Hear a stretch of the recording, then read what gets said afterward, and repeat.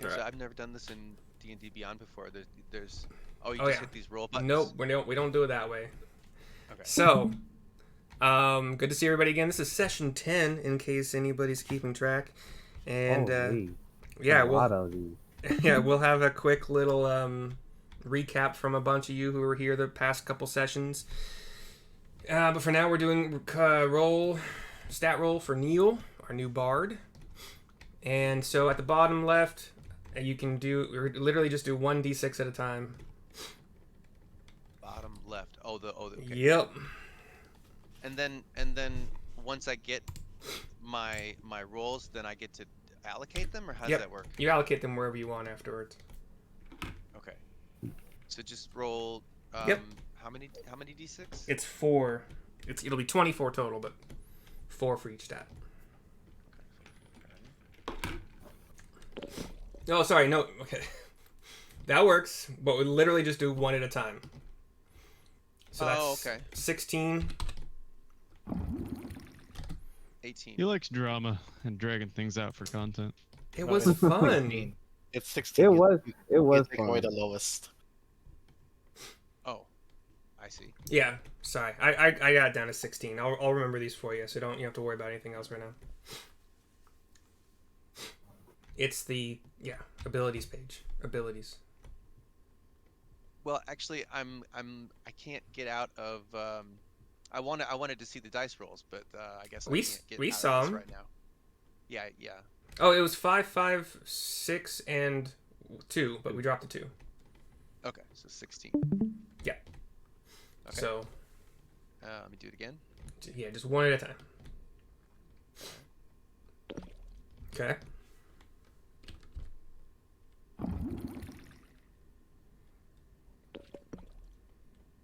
All right, that's better. That was good. Don't worry, we had a Kendrick, I think, had some bad. Yeah. All right, okay. so that is 10. Okay. That's fine. Keep them going.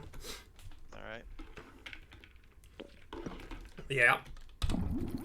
There we go. All right. All right. Take it.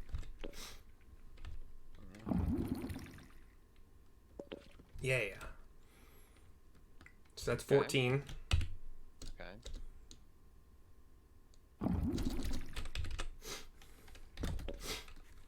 Sound's cracking me up. Was that a 6 and a 1? No, that was just a 1. No, Just one, it's okay. just a 1. Oof. Okay. You can save it. Yeah. 12. All right. 2 more stats. We're almost done, guys.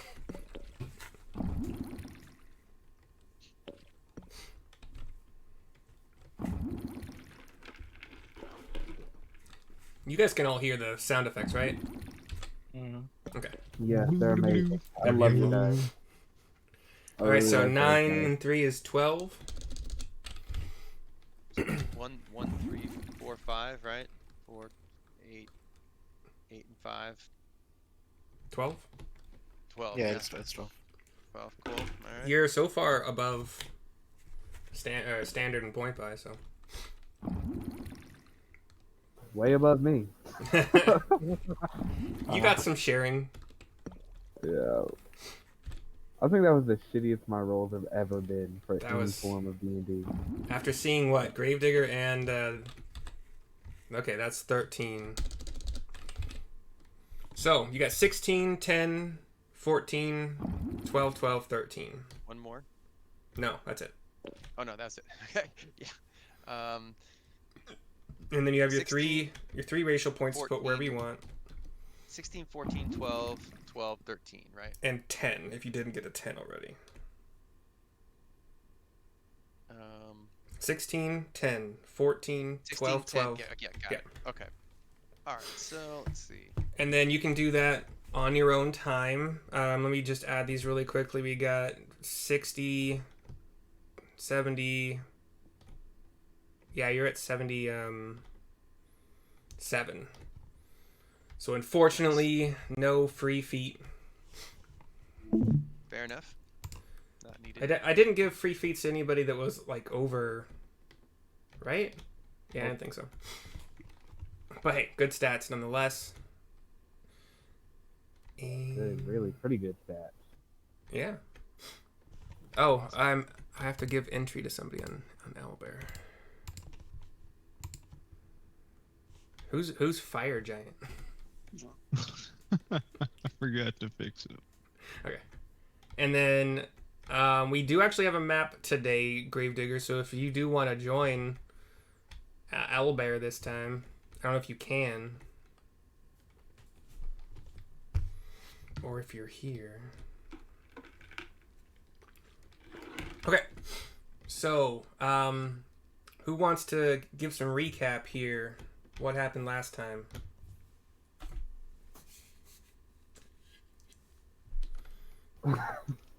Well, let's see. Dude, Someone what's the took a song little guy's midnight snack. That's right. I went back in the Yeah. video. I thought he knocked on somebody's door, but was stopped by Agumok, and the guy didn't want to open the door. Did he get a snack somewhere else? Yeah. The Remember pig? in Yeah. the forest? Day after. It's a boar. Yeah. Okay.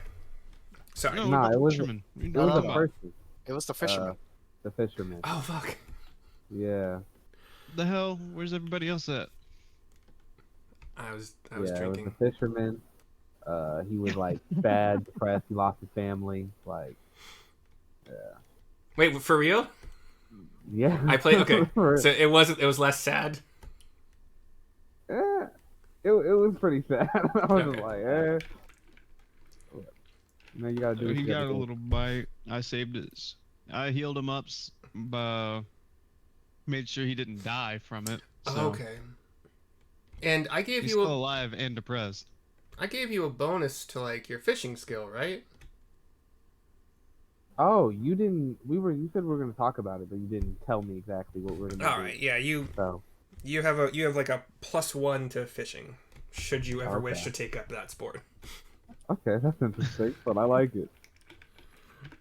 All right. Sorry. Recap. Keep going. We were talking to Falcon. I remember at some point, told him a little bit about where I was from. He took it like a champ and loved that backstory. Gravedigger, I was talking about how he had a lover from another planet or of something of that respect. At least is how I comprehended what he was trying to mimic. Oh yeah, he's doing charades or something like that. Yeah. Jesus. And then Falcon, I think, asked all of you kind of like what you're doing here, like what is your purpose, your goal, who are you, kind of stuff. Yeah. So there was some I learning. told him about my past without too many details. I left a lot of the meat and potatoes out, but I told him the gist. Both Lamel and Ogumok are just trying to go home in different ways. Yeah. Okay.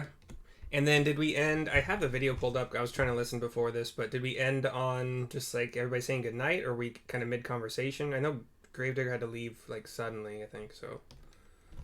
I think we ended it with everyone going to sleep. Okay.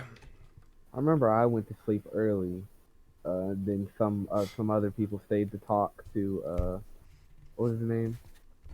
Hawk, There's- Eagle, Oh, Falcon. Silver, Falcon. Yep. I said Is every it- other bird but the right one. They also have Pell, the like little 12-year-old boy who's doesn't talk and he helps around, and then the old man Corwin, who's like his cook. World weary Some cook. people were talking to him. I don't know if they. I don't remember if they went to bed first or if they were still talking. Let's say that we are gonna have a. Yeah, we'll say everybody went to bed, or if you're gonna be doing something in your downtime, like instead of sleeping, let's kind of, you know what, fuck it. Let's start. It's 8 p.m. ish.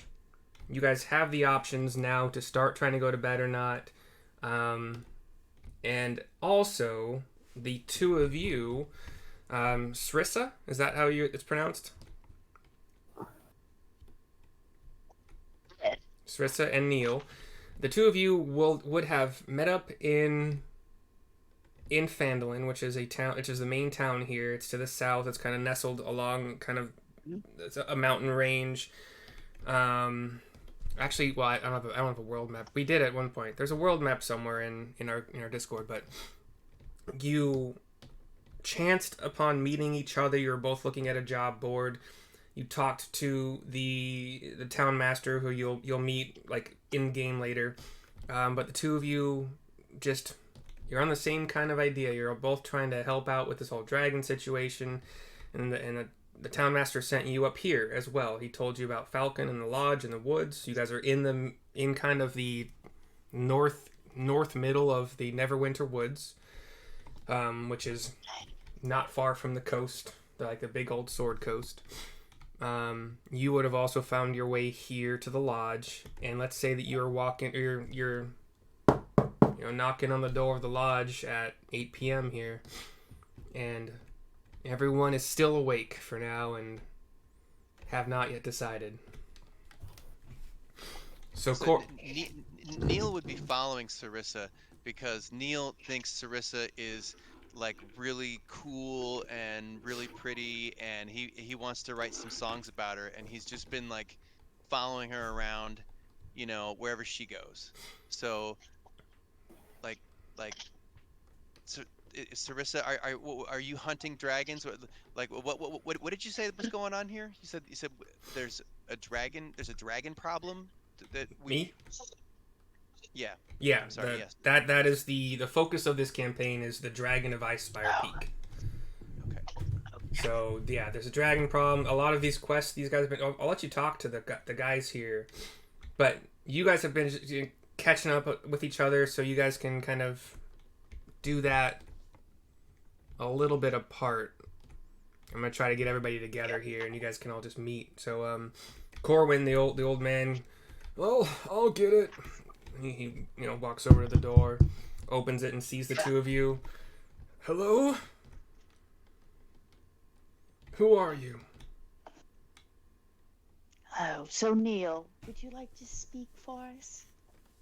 Well, she's a tiefling, and I'm a fairy, and she can kill dragons. She can kill dragons. Okay. Yes, I may. She's amazing. We have no dragons here.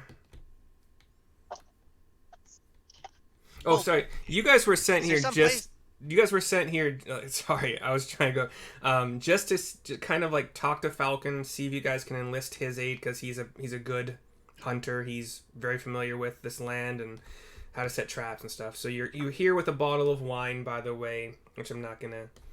We'll figure that out at some point in time. But you're here first to meet Falcon, talk to him. This other group's already been. I know I'm not doing a great job meshing up two. Yeah, I'm working on meshing two new people. And then your other task is to go to the loggers camp, which is nearby, which Falcon might also help you with. So that's why you come here to this lodge, to meet Falcon, talk to him about hunting, dragons, etc. Excellent. But yeah, who sent you here? No one sent us here. We're just traveling about, and We saw a posting stating there was a dragon problem, so we headed this way. Oh, do you know the other four here? And he points to the four no. that are kind of sitting. This is Falcon's Lodge. I did post the picture. You can put your tokens on it if you want to. But it doesn't really matter. But the group has mostly been in this F11 section, which I've called like the main hall for eating. It's got a fireplace you can't see, but he invites you in. I'm doing a very bad job right now. Oh, not at all. it just kicked me out, so you're going Yeah, I was about to say, like, I can't find my token. Not that I need a token, but yes. But then Neil pushes Sarissa in the door because he doesn't know where else we're gonna sleep tonight. So he's just hoping that Sarissa will make this happen. I'll look across the room at the group of four, the old man, and say, "Hail and well met." Oh, hello. Nice to meet you. Yes, I hear there's a bit of dragons in the area, and the innkeeper has apprised us that you are also here to help with this situation. Well, Oh, we've yeah. just been. Oh, Kendrick, Um, you take the lead. No, you go ahead, buddy. That's all you.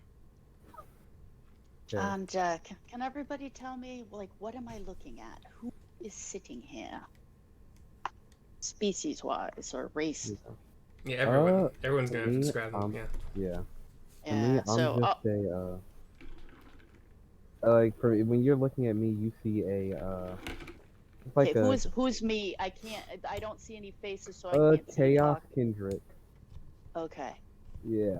When you're looking at my character, you see a slender, kind of like long-haired man wearing like a wizardy kind of robe.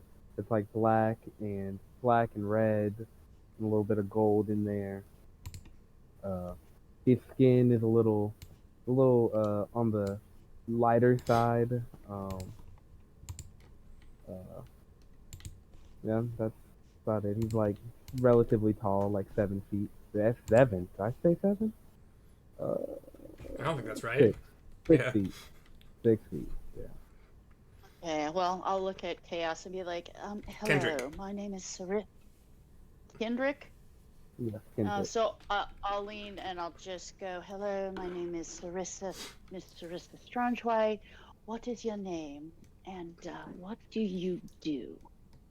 And I'll extend my hand. I'll grab your hand and shake it. You're like, I'm Kendrick Zold. I'm uh, I'm the wizard of the group. I do a dabble in magic and things of the sort. And I'm the leading detective. I've been, well, I was tasked to search for an item, and then it raveled and spiraled into a whole heap of mess. Now I'm warning people about dragons. That's what we've been doing here and there. All right. And who wants to describe themselves next? Yeah, charmed, I'm sure. And then I will lean to the person to his left and say, Miss Sarissa Strangeway and Neil, my companion, and you would be handout. Flamel, dear lady. Flamel reaches his hands out to you. You'll see that he has black hair. He has this white mask with the only when you look at his eyes, it's like two blue gems. I didn't describe this before, but it's like two. It looks like two blue gems, but it isn't really two blue gems. It only looks like it. Mhm. Uh, his entire body is covered in a black robe, with some white white marks here and there. When he reaches out his hand to shake yours, you see a patch of blue in the skin between his gloves and the edge of his robes. Oh, I like blue very much. And Pleasure what to do meet you you. do? Pleasure. What do you do with the group, kind sir? I also do some magic. So you are a wizard then? In a way. Ah, a sort of wizard. All right, duly noted. And then I lean to the next person and say, Miss Sarissa Strangeway, my companion Neil, and you would be. Oh, hello. I'm Ogamok. And I reach out and shake your hand. You'd be seeing a 6'2", cloaked figure from head to toe, completely covered in a leather garb with a half breastplate on his chest, full fingered gloves, full boots, a full face mask, just made out of leathers, and underneath a bandana, with a staff made of like wood and bone in his right hand. It's nice to meet you. Ah, very nice to meet you. Might I surmise that you are a druid, perchance, or I I am indeed, yes. I oh, which deal circle with the do you magic of nature. follow? Which circle, if you don't mind me asking? Ah, well, I don't really have a circle that I follow, unfortunately. No, Um, not unfortunate at all. yeah, it's a long story. I kind of fell into this kind of magic. Not really my like thing that I did beforehand, and then just kind of got thrown at me. Um, I that's all I can really give you. It's quite all right, Olga. Very nice to meet you. Neil, would you like to shake the nice man's hand? Um, Neil kind of flies up and just kind of looks at him, sniffs at him. Does Neil know what kind of what Agamuk is? Uh, is he human? Um, what are you trying? So you're asking if this character is human? Yeah. Okay. And you're a fairy. Do you have any senses that are? No, Then nothing. just give an investigate. Well, are you trying to do this stealthily? Is a question, I guess. Uh, no, not really.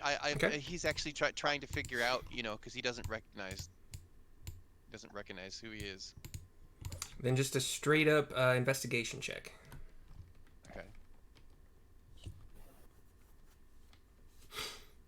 20. Um, with that, you would notice that this character is it has humanoid shape. Um, but with a roll that high, you might sense there's something else there, something a tiny bit less solid, Less solid. Okay. tiny bit. But because you rolled really high, but still he does a good job. Right, right. To Neil, he's trying to figure out, like, is this guy from the material plane? Is he from the Feywild? Is he from Shadowfell? Like that. You will That's not be all. able to get that information It's with like, your like where is this guy from? Okay. yeah. On a NPC probably yeah, but on a PC I like to allow them to have a little bit more. If you want to ask him, you're welcome to. But Sure, sure. Yeah. Well, Neil will put out his hand to shake his hand. Yep. I'll extend mine as well and shake back. Hi, it's nice to meet you. You said Neil? Yes, Neil Lodestone. Oh, well, it's great that to have you along, Mr. Lodestone. I've Oh, written many love songs. I've written songs about adventuring, and I've never written a song about a dragon though.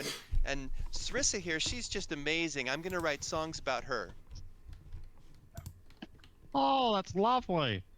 Maybe I can write some songs about you. I wouldn't want to do that. There's nothing impressive here. Excellent.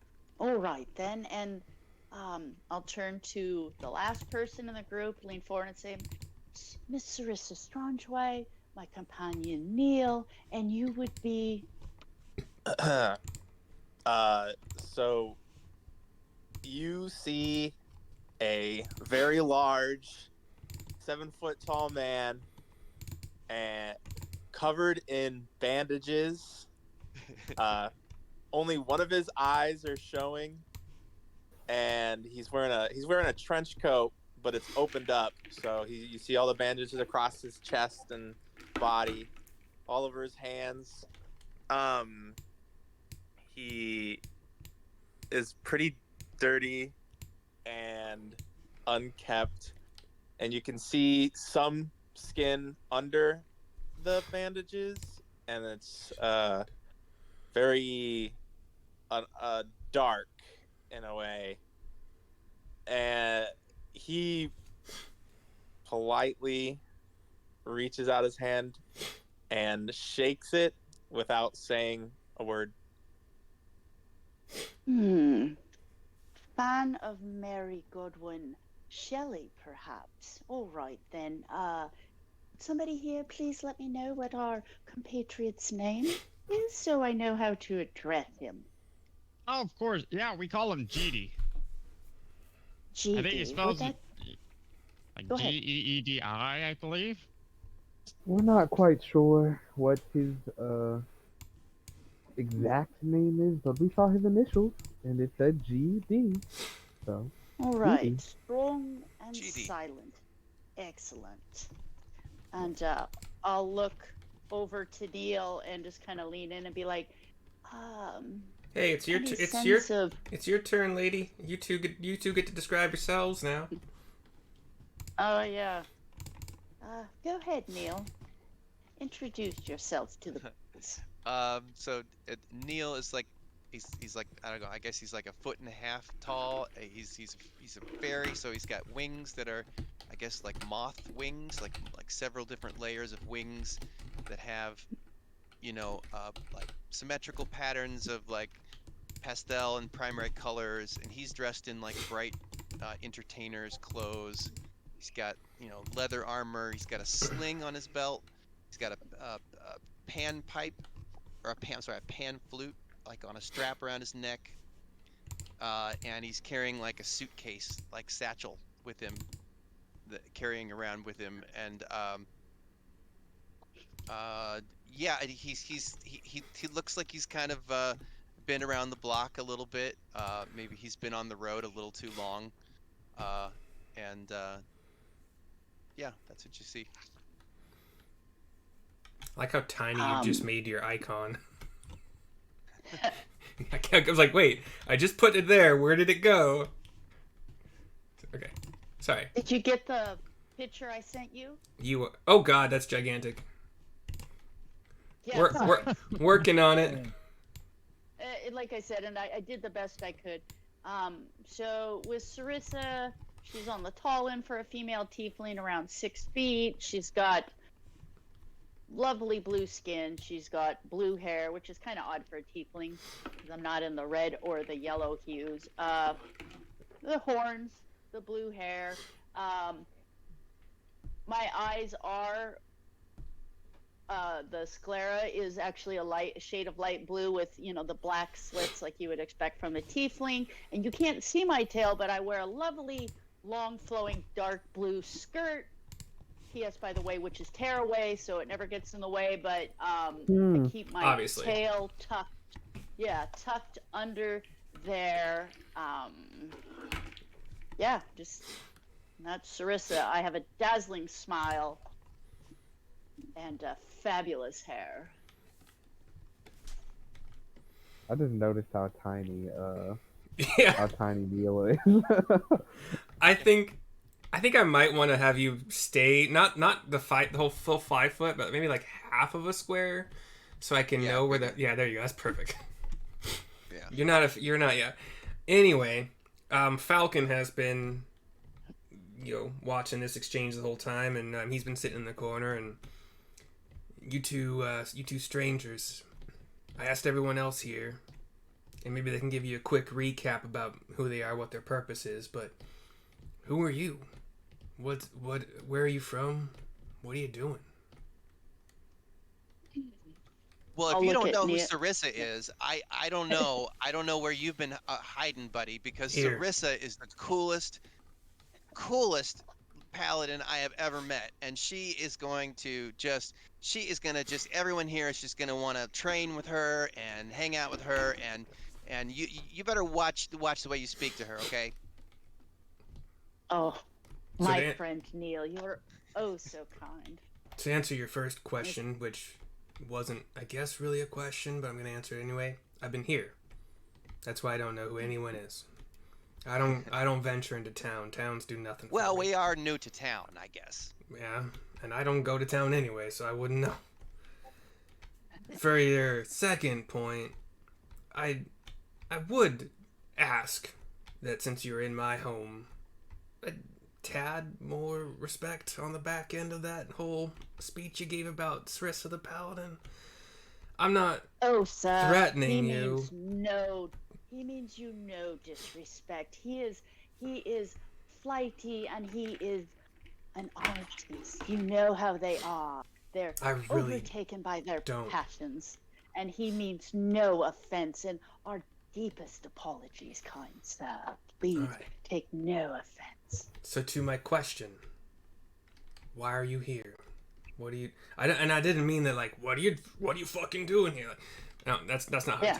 he talks. Sorry. Oh. Just I need to know who's in my house. I don't know why I just got British or New York for a second. Hold on. I just need It's to know who's okay. in my It house. happens after a couple drinks. We were in town and we saw an advert on the board saying that they needed help with a local dragon problem.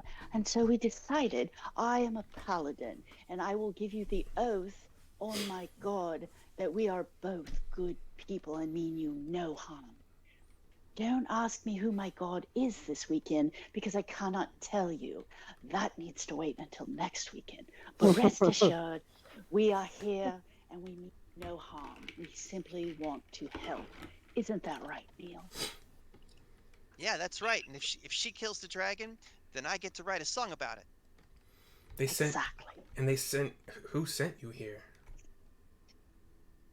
I believe the advert was placed by somebody named Falcon. I'm Falcon. I did not place any Okay, kind then. of ad. So just for you guys' knowledge, I'm just you throwing out talked. the backstory. Yeah, you talked to the town master briefly, who sent you here with a bottle of wine for Falcon, and then also to the Okay, so- loggers' camp. I will produce and I'll say the town master said to give you this when we presented ourselves to. This. And I hand you the bottle of wine. Oh, why didn't you start with that? Because I'm not an alcoholic. My deepest apologies, sir. So if you aren't an alcoholic, why would you have? Never mind. Don't worry about it. Thank you for the wine, and the rest of Most you. welcome. Since you guys seemed like you might be, I mean, it's up to you, obviously, but you might be joining forces soon. The rest of you want to tell them, like, what your. Just a quick recap of who you are, why you're here, what you're doing this for? Those who can talk. Those who can talk, so a obviously. recap, not just re-saying it, but just like It's up to you telling guys. them out of. I don't. Okay. I realize we've not done a whole lot in this first 40 minutes of things because we've been playing like a little bit of catch up and introduction. So it's up to you guys. If you want to keep RPing, I'm happy with it.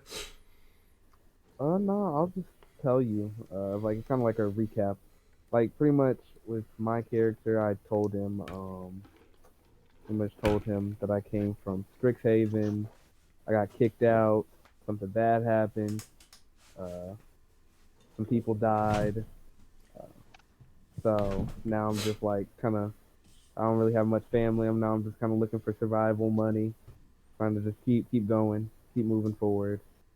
Pretty much what I told him. That was Out of town where you're from? Yes. Okay. Way out of town. that's Agumuk saying that. Kendrick. Oh, it was, I'm sorry, that was Yes. Kendrick saying that. If perhaps since everybody does not have their cameras on, if you could identify yourself so we can get to know your voices I would say. Yeah, immediately. I would say you This know is Kendrick. be looking at Discord if somebody's talking, so you can kind of see their square light up. You can't see Discord. It's not lighting up. Okay. No, it's not. Well, I'm looking shit. right at it. It's not lighting up. Not to fix that either. Yeah. All right. Well, I'm Kendrick. Whenever I say something, I'll try to give like a announcement so you can start learning my voice. Excellent. We'll get there. Alright, yeah, so you guys just coming in. My name's Argomark, again. I'm just trying to get home. I'm out here just trying to get home. I got a little lost.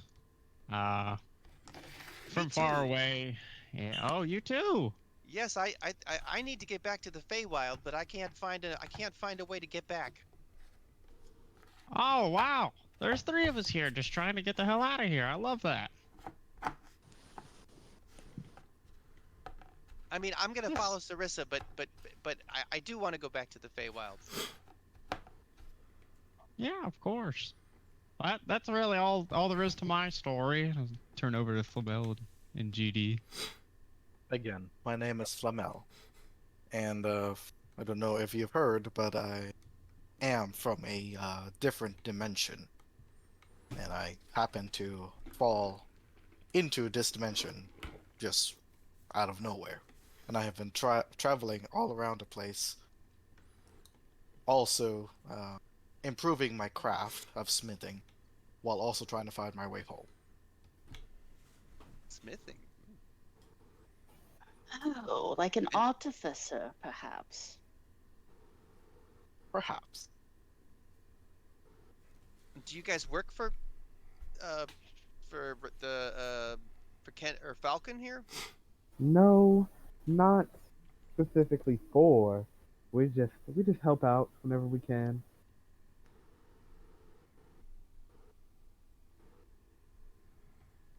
So I'll be right back.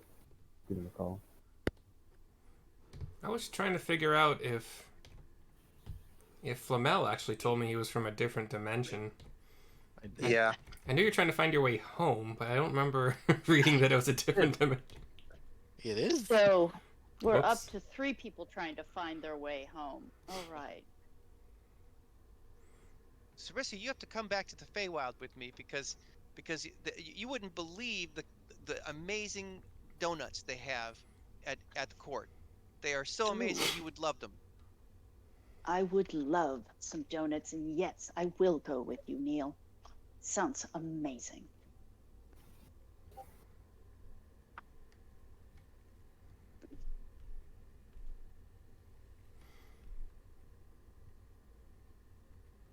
I know they're known as planes, but home. It's literally the first sentence I Is that the gave you in first the sentence? backstory. Okay. It Thank you. is. I've been I'm looking at scrolling it. up. Different plane.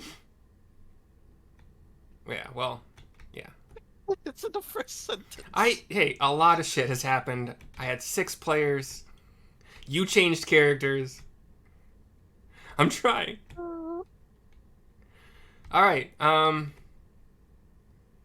Falcon looks to the two of you, the newcomers, and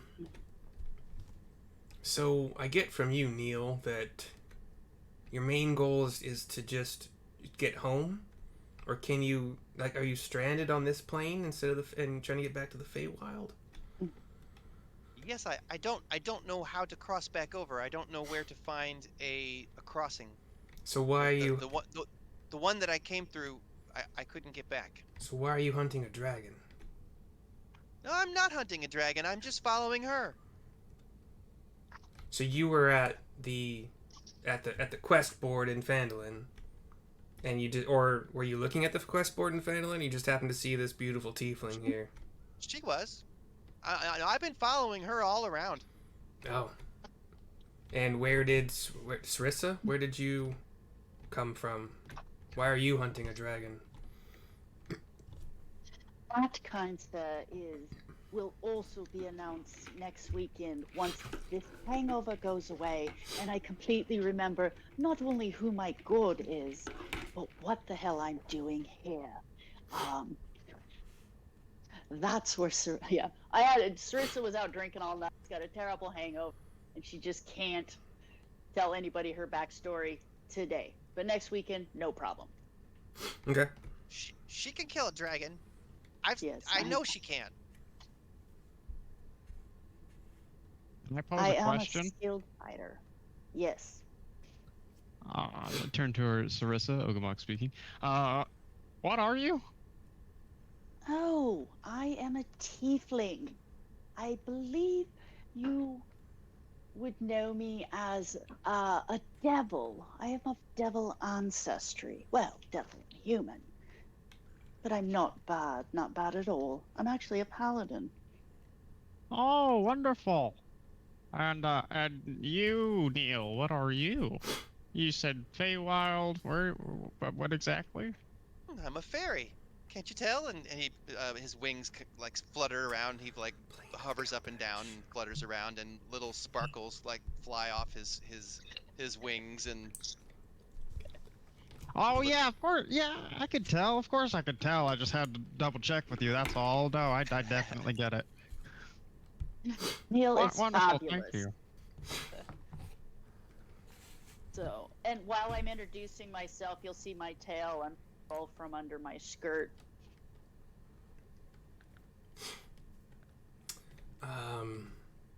Well, I'm sure everyone is. I'm gonna assume we haven't eaten yet. Just so Corwin is bringing in a late night meal. I know you guys got venison because we had a whole elk versus deer little debate about what venison is, and you have enough for a few more days for the 4U. I swear to God, I just thought it was deer, but it's fine. I didn't look it up. I still haven't looked it up. I want to. Anyway, so he brings in a meal. Falcon is a hunter. He does this for basically a living, and he's also found deer. He found boar. So you have a selection of a few various meats. Pell has done the foraging for. They have a garden here, and they also get some wild veggies and fruits from around town, or not around town, around the forest here. So you have a pretty damn good spread. And we'll just pretend there's a table in this room, even though it doesn't show it. So you guys are sitting at a table. You've already done a lot of talking. If you would like to do more talking at this dinner, you're more than welcome to ask more questions and learn and whatever. Or we can just say you ate and then you're going to bed. It's up to you.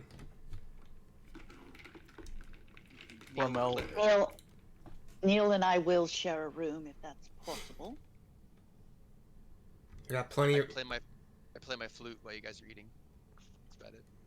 You got plenty of room. You can spread out or bunk up however you want. Oh great, so I could have a room to myself. Oh yeah. Wonderful. All right. Well, I appreciate your offer for the meal and everything, but of course I must decline. But thank you again, Mr. Falcon. You say of course like I would know why you're declining? Well, there's a thing that I told you about that I don't really want to like delve into again. You told me, Falcon, or me, the DM?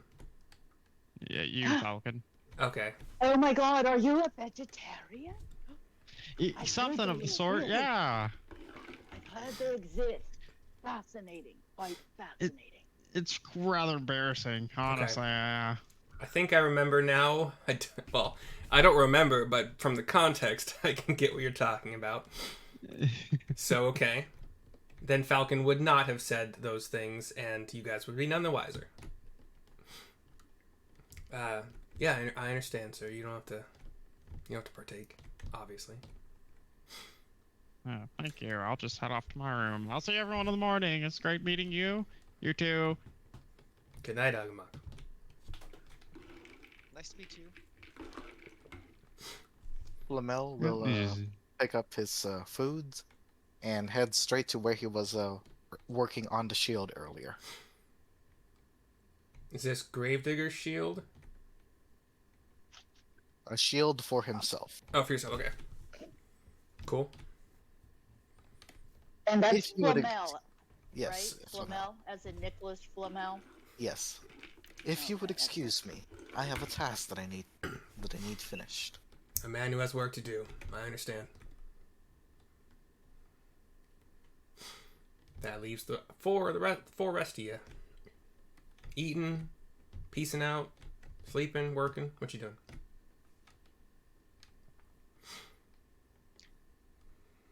You can So- make decisions for us, Neil, because I'm stuffing my face. You know, I think that overnight Neil would sort of try to do some sort of I want to say like spying on people. He wouldn't want to do anything that would get him caught or Definition of observed. spying, yeah. Like right. So he wouldn't like take any risks that like he feels he couldn't handle, but he wants to just see if he can learn like what's going on in this building, like who's awake, who's doing what, those kind of things. Like not like spying on any one person in particular, just like just like like sneaking around and just observing and seeing what I can see. Excuse And me. that's overnight. So if we're not overnight yet, then we can. It's like while people are asleep, or in Yeah. theory asleep. Yes, after everybody goes and retires for sleeping, I would go snoop around. Does your race have something in regards to like shorter needs for sleep? I didn't see it. Okay, just making sure. Okay. No. And so, but at this dinner table, you're just kind of playing your flute, Yeah. joining playing my conversation flute. if it happens. Yeah. Okay. Watching people. Are you watching people at this table with any goal in mind, or just kind of general? No. Okay. No, I don't. I don't have to go. GD, are you eating? No. Okay. Are you making any motions as if you're eating, or just kind of sitting at the table? Sitting pretty still. Okay. And Kendrick. Oh, he had to take a call. Okay.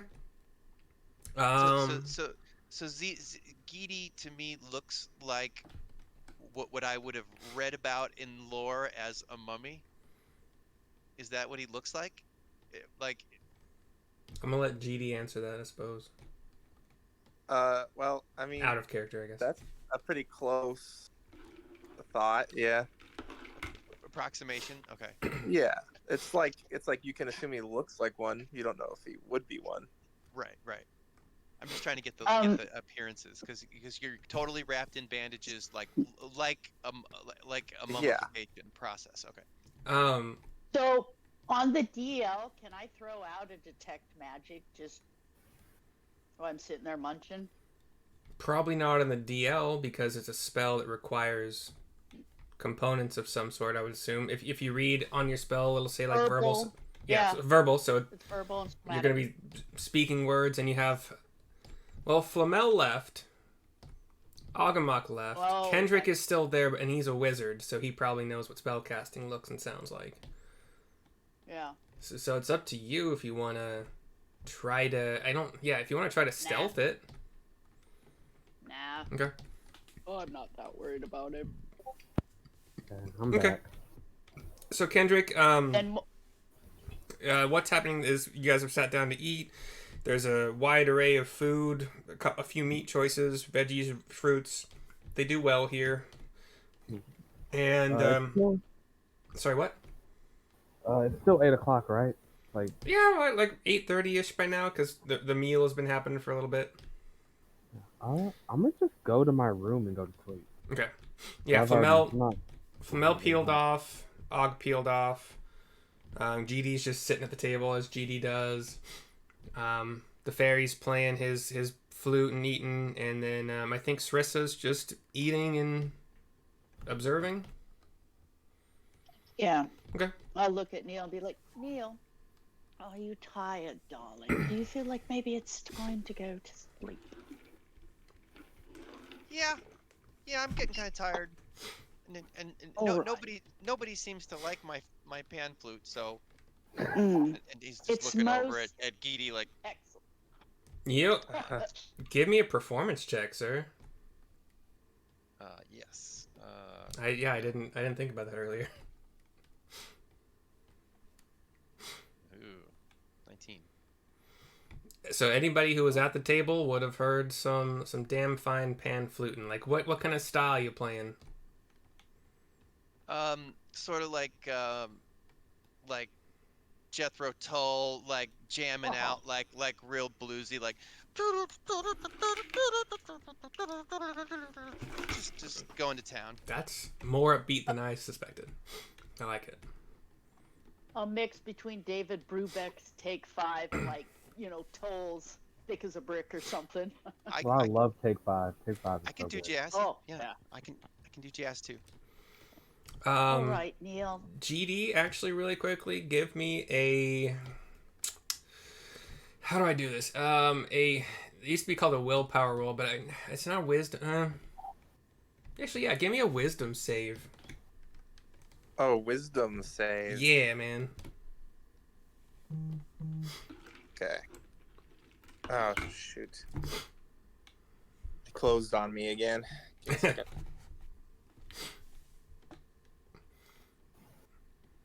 Wisdom. And Saving throw. yeah. Okay. Oh, 7. So, despite all your best efforts to just sit stoically and still while Neil plays his pan flute, you kind of start to nod your head with it. Just a little bit. That's it. And you're charmed for 5 days. No, just Yeah, actually, I do have a feature. Um, Hmm. yeah, like if I wanted to, I could make people do wisdom saving throws right now or be charmed. That's part of my build. Ooh, But I'm nice. not going to do that. I No. have no intention on doing that. So all right. So let's call it bedtime. Call it a night. Say 9 p.m. It's dark. It's a good time for bed in this world. Falcon excuses himself, and I'm sure y'all can make your way to your various rooms. Don't mind the map. We got plenty of rooms that just ignore what this map. There's rooms elsewhere that are off map. Don't worry about it. And he goes. It's nice meeting you all. See you in the morning. And we'll talk about that loggers camp because I've heard there are some pitfalls, if you catch my meaning. But yeah. So he goes out. Flamel, Og, and Kendrick have already gone to their rooms. It sounded like Sarissa and Neil were going to their room. GD, you're going to stay at the table or find somewhere just to lay down? He'll just sit at the table still. Okie dokie. Cool. So, it is nighttime. I believe, Flamel, how late do you think you're going to work into the night? And are you out or are you in? If I you am catch... outside. Okay, outside. Yeah, Is I'm it- outside. if you catch my drift, you know? Yeah, I'm outside. You're outside and you're out of... Yep. Okay. Okay, and how late you working? Well, you said last time it was like halfway done, so I'm gonna finish the rest. How long did it take to do the half? 2 hours, I think. What are you making it out of, by the way? Just random wood that I found Oh, would you? when I asked for them. And we didn't have any kind of discussion about you being a blacksmith and trying to work with wood? We did. Okay, and we decided it was fine? I don't remember. I don't need it. Okay. Yeah, sure. So, you finish by 10 p.m. It's like, yeah, an hour or so. An hour and a half, hour or so after leaving the table. So, if you want, you have yourself a... I think it's just your normal +2 wooden buckler shield, whatever thing. What does it look like?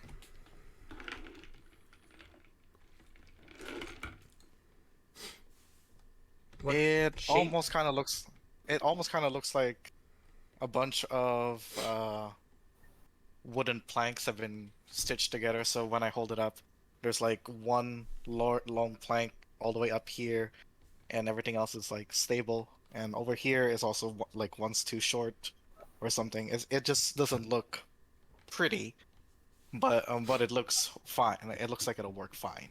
Are they like crisscrossed planks? Okay. Yeah. Okay. Yeah. So is it basically a square shape, or is it kind of more rectangular? Is it longer?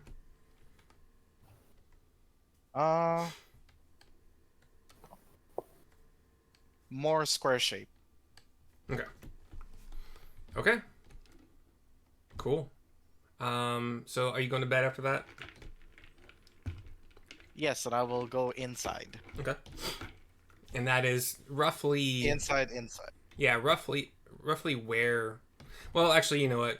You have your own room if you want it, so don't worry about it. So are you going to be in a room? In the room inside it. Yeah, Cool. in the room inside. Inside the room.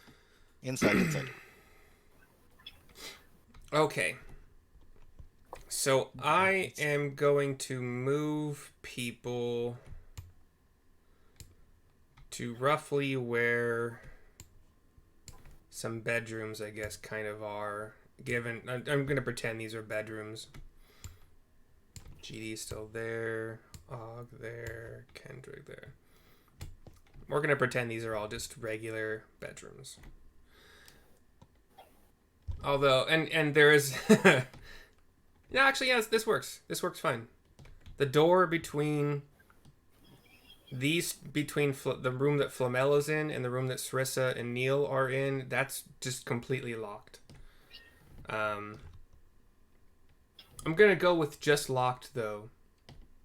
And then there's also, obviously, doors on Agamak's room, and there's a door on Flamel's room, and GD is just, sitting in the open, as GD does. And Falcon is... Let's just say he's upstairs. So we'll say he's over here. That's the stables. We'll say he's here. Sorry. Okay. And then Corwin, the old man, and Pell, the young boy, 12-year-old, not young, but whatever. They're sleeping somewhere else also. I think probably Pell would sleep somewhere near the stable house, maybe above it, and maybe Corwin would too. I don't have tokens for him, but it's fine.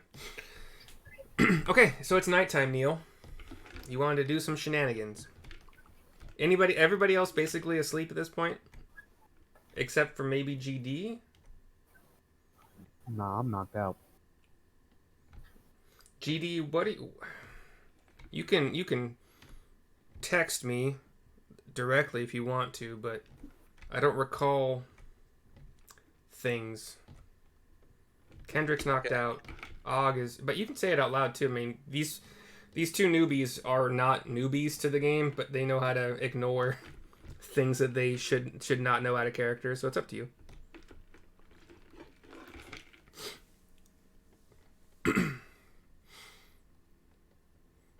Neil's just going to be wandering around outside, like just observing, looking, seeing. Is there anybody outside at all right now? In like the main areas, you're kind of walking around inside this big lodge. Yeah. No, they're all in rooms, except for GD, who is still in that. You didn't see him leave that like eating area. And I did I notice that that Flamel was working on his buckler outside? Did I see him working on stuff outside? I don't think you guys would have left the... Well, Flamel, whereabouts do you think you might have been working on it? And you said we made... You wanted to finish it before you went to bed. Yeah, it was probably around here somewhere. Okay. This looks like the only place that I would be able to do it. I mean, F3, F2, F14, like the pens, you can, or even outside. So you're not restricted if you want to be somewhere else that's less. But you're just working on a shield, right? Yeah. So what do you have to hide, right? So yeah. So yeah, if you were still awake and still roaming, you would have come across Flamel working on a shield. Okay, yeah. Then I would have tried to just peek around a corner and observe him. So is he just do I sense that he's working magic, or he's just doing woodworking? He's just doing crafting on his shield, or do I sense that there's some magic going on or anything? Flamel, I'll let you answer that. I'm pretty sure it's just physical work, but It's just physical work. But since he's getting close to me, do I detect magic around me? do you have that just up all the time? I have detect magic up every 10 minutes, yes. Okay, so you Every have that. time Okay. it goes away. All right, so you technically have to recast it, but it's free to do so, right? Yes. So there's no Okay. reason for me not to keep it, Yeah. not to keep it up. But you could be distracted is kind of what I'm saying. But if you think that your character, I actually got into this weird conversation with another DM I had about basically the same thing. He's like, "Do you really think you're gonna have your Oh, it was that invisible mage hand from the arcane trickster rogue, I think it was. I always wanted to have it on my shoulder as a pet, but he was like, "You're not gonna recast it every minute." So, do you think that your character would truly, as long as you're awake, you're casting detect magic every 10 minutes? Since I just got this and to get used to using it, yes. Okay.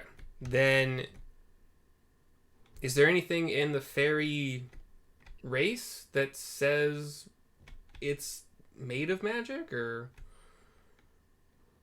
do you? Yeah, I'm from the Feywild. I'm part magic. It's up to, okay, so if that is your answer to this question, then yeah, you would detect. I mean, fuck, you'd probably detect a fair amount of magic from like a tiefling is. I don't know where the boundaries are. Like, does detect magic say that you detect creatures that are like he's not made from a spell, he's not casting a spell, he has magical items on him, as the rest of you You'll do. sense the presence of magic within 30 It's just feet magic. of you. Yeah. If you So- sense magic in this way, you can use your action to see a Mm. faint aura around the visible creature I mean, or no. object in the air. I don't think you do then, because yeah, I don't think you would. But I would need a stealth roll from Neil and a perception check from Flamel.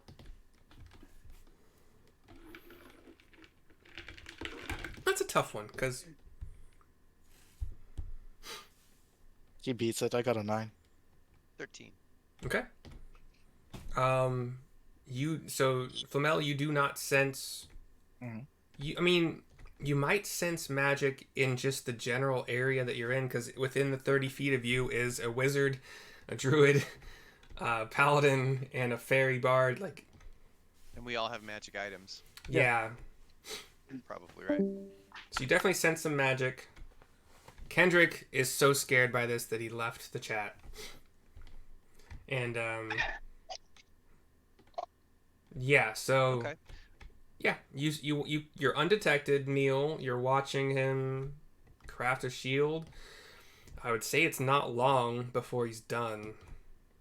Okay, well when he's gone, like are there any windows to anybody else's room that I can go like No. peek in windows? No windows.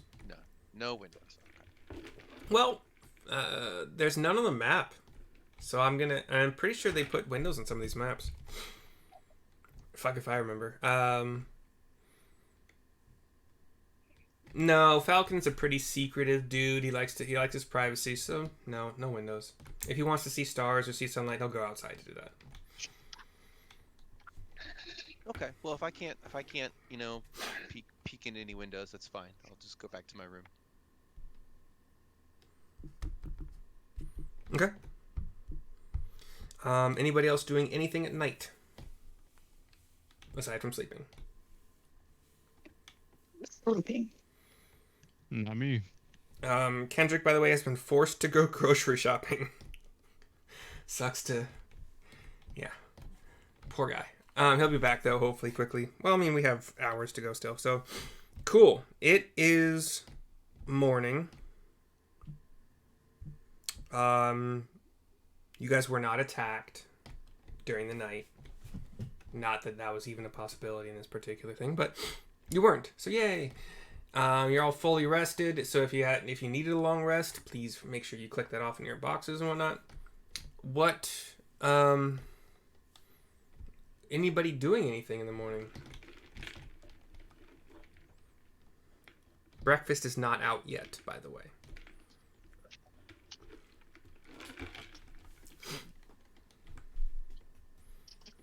Lounging in bed and reading. Neil, did you find anything out tonight while you poked around? No, they're a secretive bunch. But Yes. I know they're hiding something. We just have to be patient. Maybe Do you feel it? maybe they can help Go you. ahead. Do they feel like a good something or a bad something? I can't tell. I just can't tell. We'll just lay low and decide later.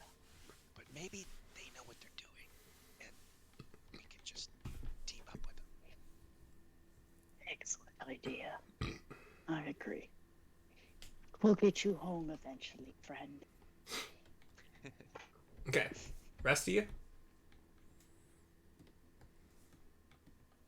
Let's see. I pop Who out. had the venison? I pop back in, and Oh yeah. kind of just chill around, walk around. Okay. Who had the venison in our party? Was it Kendrick or was it Flamel? Flamel's raising his hand. Oh, yes. So, come morning time, I'd be walking towards Flamel's room. Probably be outside already. Yeah. Sick.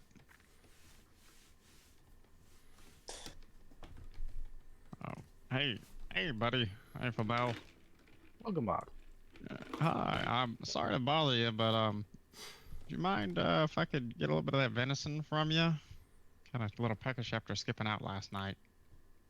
Sure. How much do you need or you want? Oh, just a little bit. I just enough for a decent breakfast. That's all. Here you go. I hand some venison to you. Gee, sick, and I'll just stash it away. So, thank you so much. If you ever need anything from me, you can always just let me know. How, I'm gonna have. Flamel, Huh? how are you keeping track of that venison stash, by the way? It was supposed to just be rations, right? Technically. Are rations are 1 day's worth of food, right? One full ration day's is worth of food, yeah. I believe, yeah. So you had at that point 16 rations, I guess? Right? Because I said 4 days worth for all four of you. Yes. Okay. Again, I'm not going to be a stickler on this. I kind of like a little bit of this whole keeping track of your arrows, keeping track of your food, just in case, yeah. Kendrick... I'm not going to make a lot of decisions for... We'll pretend Kendrick is nearby. Just whatever. GD, what you doing? He's just sitting around on the table still, just as if he had never moved. You don't, like, get up in the morning and do some push-ups and pull-ups and stretches and shit? No, there's nowhere for him to go right now. They're like kind of isolated-ish. There's so much room. There's so many activities. He doesn't care. He's Okay. just waiting for other people to wake up. Well, let's get perception checks from all three of the people who are not in the south yard right now. If you can still see Owlbear. That would be Srissa, Neil, and GD. Perception. Yep. 17. Srissa, you're muted. So you said a perception check, Yep. correct?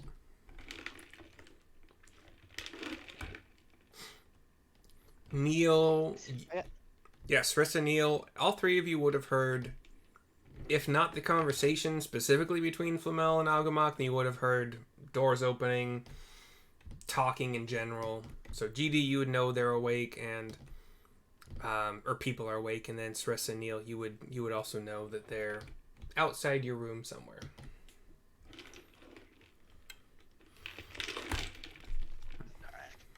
Is Falcon up?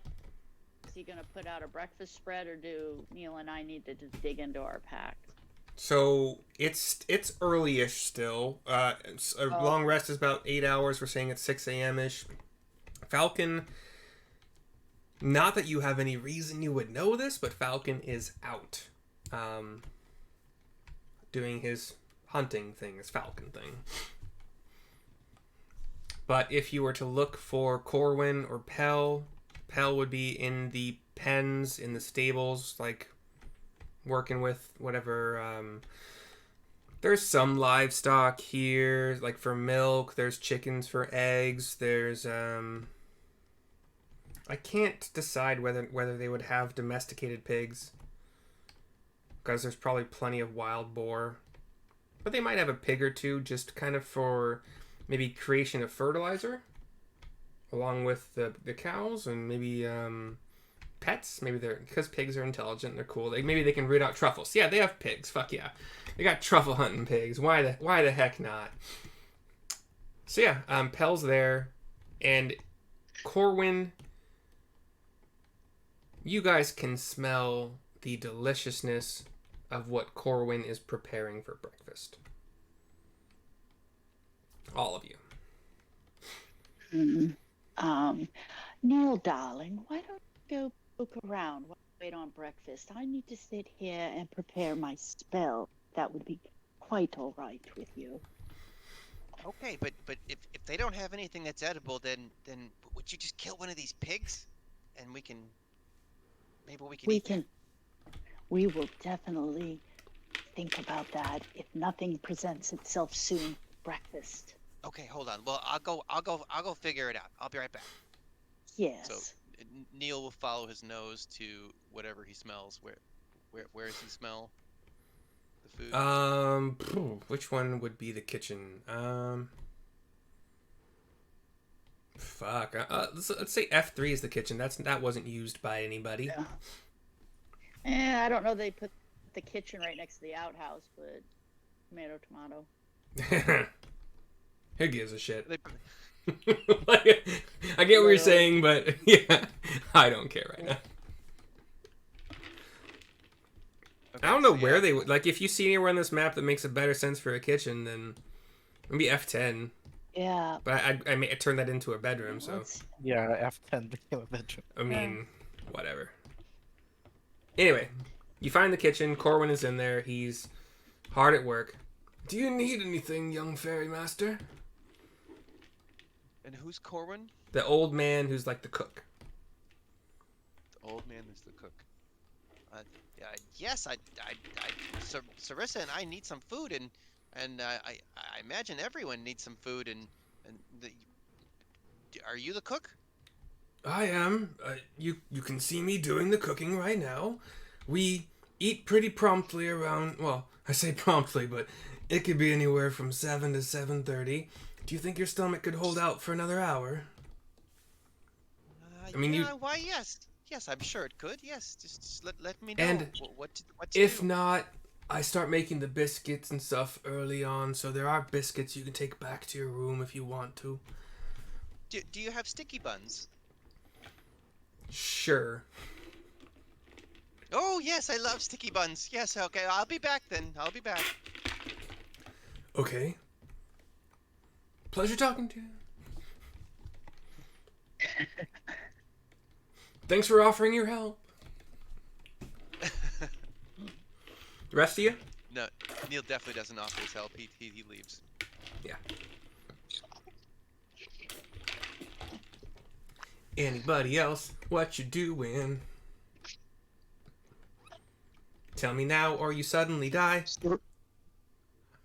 Sarissa's just in her room preparing her spells and doing Yep. her Heard that morning part. rituals.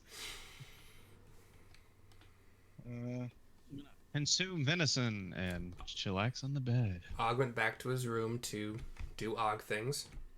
I guess maybe Flamel's trying to see if he could find a pretty stone or whatever. In this, just how far out do you want to search, and what kind of stone are you looking for? What defines pretty for you? Around the edges.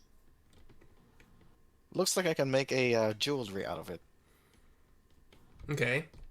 I would say with your the amount that you've traveled and the blacksmithing and other crafting things you did, you would think that maybe the river, this stream, river, whatever this is, would be a good place to dig around, like next to the shore. Like let's say it's a gradual slope, so it's not just a straight drop off to like a 10-foot river. And then give me a perception check.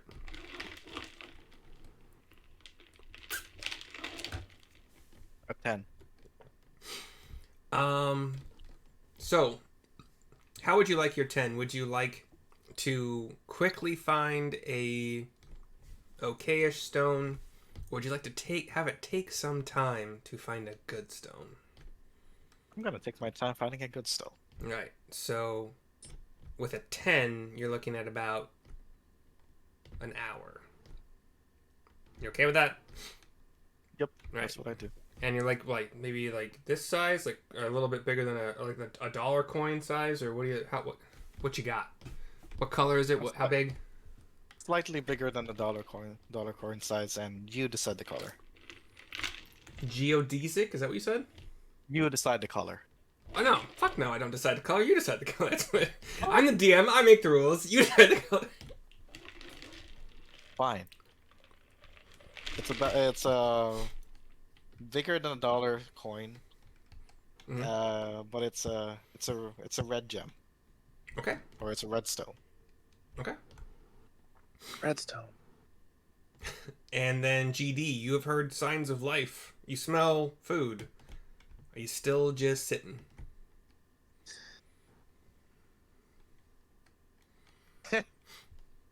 Yeah. He's sitting in place right now, but he's kind of just like looking around, seeing if anyone else is gonna be here. No one at this point would have any reason to come back into this like dining hall / living room, fireplace kind of area, the main get-together room. As far as I know.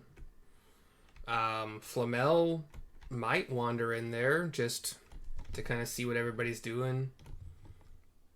But I can't super duper speak for Flamel because he's not here and I'm not gonna make anyway. So breakfast gets served, and it's roughly 7 a.m. Not that it's just kind of like for your guys' knowledge as out of character what like kind of time of day it is. Because we don't have clocks and shit, but Falcon comes back with a. I'm gonna roll a die. Not that I have any idea what I'm gonna. I haven't attributed anything to this dice, but with a 14, he comes back with a wild boar on his shoulders, and takes it into the F3 area. And then actually, we're gonna pretend there is a door. We're gonna pretend there's a door here in this F. No, fuck it. He took it. You guys would have seen him come in with a wild boar on his shoulders if you were anywhere in this north yard area.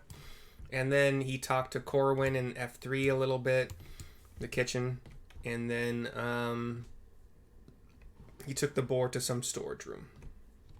And he said hi to anybody he would have met along the way or seen up and about. But yeah, breakfast is now served. Falcon is in this room now,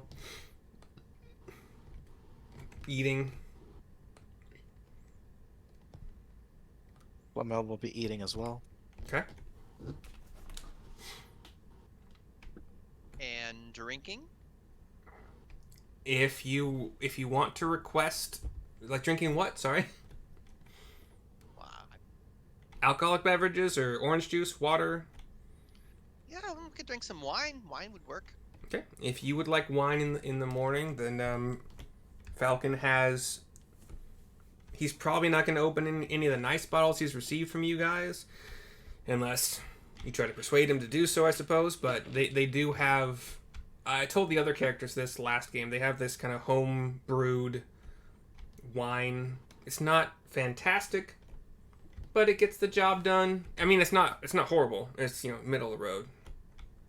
Well, I just have a feeling that somebody's going to ask me to do something today that I don't really want to do, so I might as well just have a couple drinks now. What do you think we're gonna ask of you, son? Actually, should I call you like son? How old are risking you? my life? How old are you? I'm 46. I should not call you son then, because we're about the same age, actually. I just decided. But time moves much differently in the Feywild, and Yeah. I don't appreciate your insinuations, sir. You age a lot. You age a lot slower, right? I think it just depends. Yeah, I do apologize. I've been I know of the Feywild a little bit. I haven't traveled there a whole lot because it's hard to get in and hard to get out, and I'm honestly a little bit scared. It's true. It's true. Yeah, No I one know. knows. No one knows where to find the gateways. Yeah, I know the woods, but I don't know the Feywild woods, and that I've heard stories. There could be a gateway underneath a fallen log in your woods, and Yeah. unless you just walked into it, you wouldn't know. I would, and I don't often walk into fallen logs, so I don't suspect that'll happen, and I hope it won't. But I do hope you get home. Oh, thank you. Thank you. I have no knowledge of how to do that, by the way. But yeah, he'll have Corwin or Pell bring you some wine. Anybody else? Maybe the druid. Maybe the druid can find it for me. Og, would you have joined this breakfast table? No. Okay. Flamel's here eating. Sarissa, I'm assuming, is here. Yes, I'm here. I Okay. am enjoying breakfast, and I am drinking tea that I've with my. Tea? Sorry. Drink tea. It cut out for a second. It sounded like E, like ecstasy. I'm drinking ecstasy. I am rolling So hard. higher than giraffe balls. All right. So And I'm drinking Falcon. wine. Yeah, Falcon's. So are you guys going to the loggers camp today? I've heard. This may be incorrect, but I've heard there is somebody there that might need rescuing. Which Is there a reward? the two of you would know. The other four of you, except for Kendra's not here. Yeah, the quest board had like all of these quests have rewards, except for the whole Falcon's Lodge, was just to kind of enlist his aid, talk to him about hunting, trapping, setting some kind of trap maybe to help kill the dragon. But the loggers camp has a reward attached to it, somebody to rescue.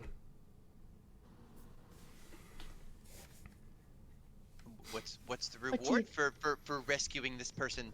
I think it's 100 gold. And in this game, just know that gold so far is just not. It may not be like other games you've played where it's super duper abundant. But I think it's 100. We're all poor as fuck, is what he's trying to say. Yeah, but I'm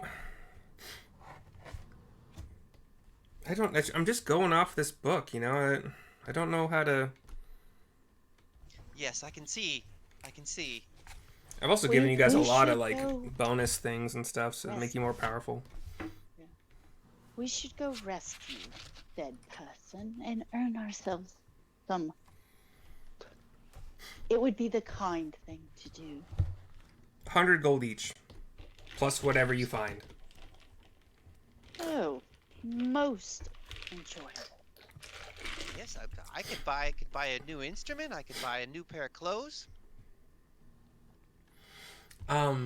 You guys also haven't been around the whole time, so we've had some discussions about like the silver standard being used in this game, which I have a spreadsheet that I sent to the Sunday group, and it makes costs like way more rational for things, but it's so hard Huh? when people in the real world try to compare like real world costs to middle age kind of costs of things and rarity of things and crafting, and so we're doing our best. But I'm also just following this module, so for the most part. Sorry, we got lost there. I apologize. We got into the weeds. Yeah. So if you guys are going We to should- the loggers camp, I'm happy to help.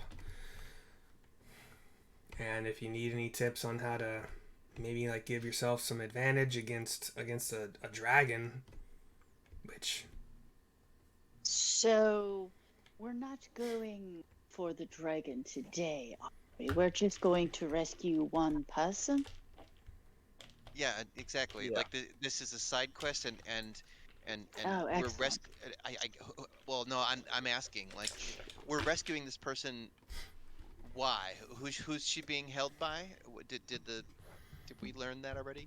so none of these quests have given you a lot of details that way. They've just like hey, not that you've been here, but the first 3 or 4 quests are like, hey, go warn this person or these people. There's a dragon around. Okay. Get them into town to safety if you can. If not, try to help them out. Blah blah. I don't remember. I'm trying to look at if whether or not you guys were given more information about this one because I don't think you were. Sorry. Yeah, and I think I told you guys, but the half brother of the town master of Phandalin is the person you are trying to rescue at the loggers camp. So And he's being held by what? that is unknown. Who took him? That's unknown. He was working. You know that he was working at the loggers camp. He's kind of like the loggers camp head person, the manager. That's about all the Sorry. Go ahead. I'm gonna make some things easier for us, and now Please. that I'm done eating, I'm gonna come on through inside. Hello everybody. Sorry I'm a little late to breakfast. I was just eating my own meal. So yeah, you two. Glad you could show up and come along with us. You kind of clear on what we're gonna do? You want to do some strategizing, kind of bring you up to speed? Yes. What do you know? We know nothing. I know that we have somebody that doesn't speak. We have 2 people that aren't interested in telling us their background or really who they are, what they do. We have Neil, we have myself, and we have you, crew. I do believe we should strategize so we don't die when we go to rescue her.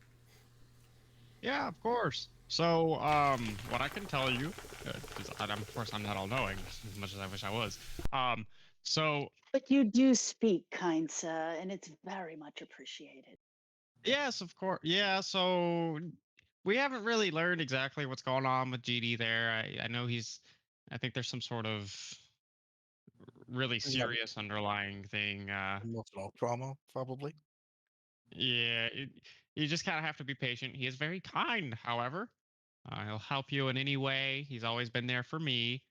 Just kind of a gentle giant and a sweetheart, as much as he is wrapped up. Is he a Um, good fighter? oh, incredible. Very good. Excellent. Excellent. And how about you, Mr. Ogumuk? How are your combat skills? Oh, I just turn into a bear sometimes. Excellent. My most favorable in a fight. I do always prefer a bear. I have a friend who does wild shape. No, he's a shifter. My bad. He turns into a werebear. So I have a space in my heart for bears. Oh, great. Yeah, we'll get along. Um, Flamel here, he does some really good, typically some long range, like magical shenanigans. He's pretty all right though. We haven't had really any troubles, but just to kind of catch up to Excellent. speed. So far, we've warned some people throughout the land that there's a dragon in the area.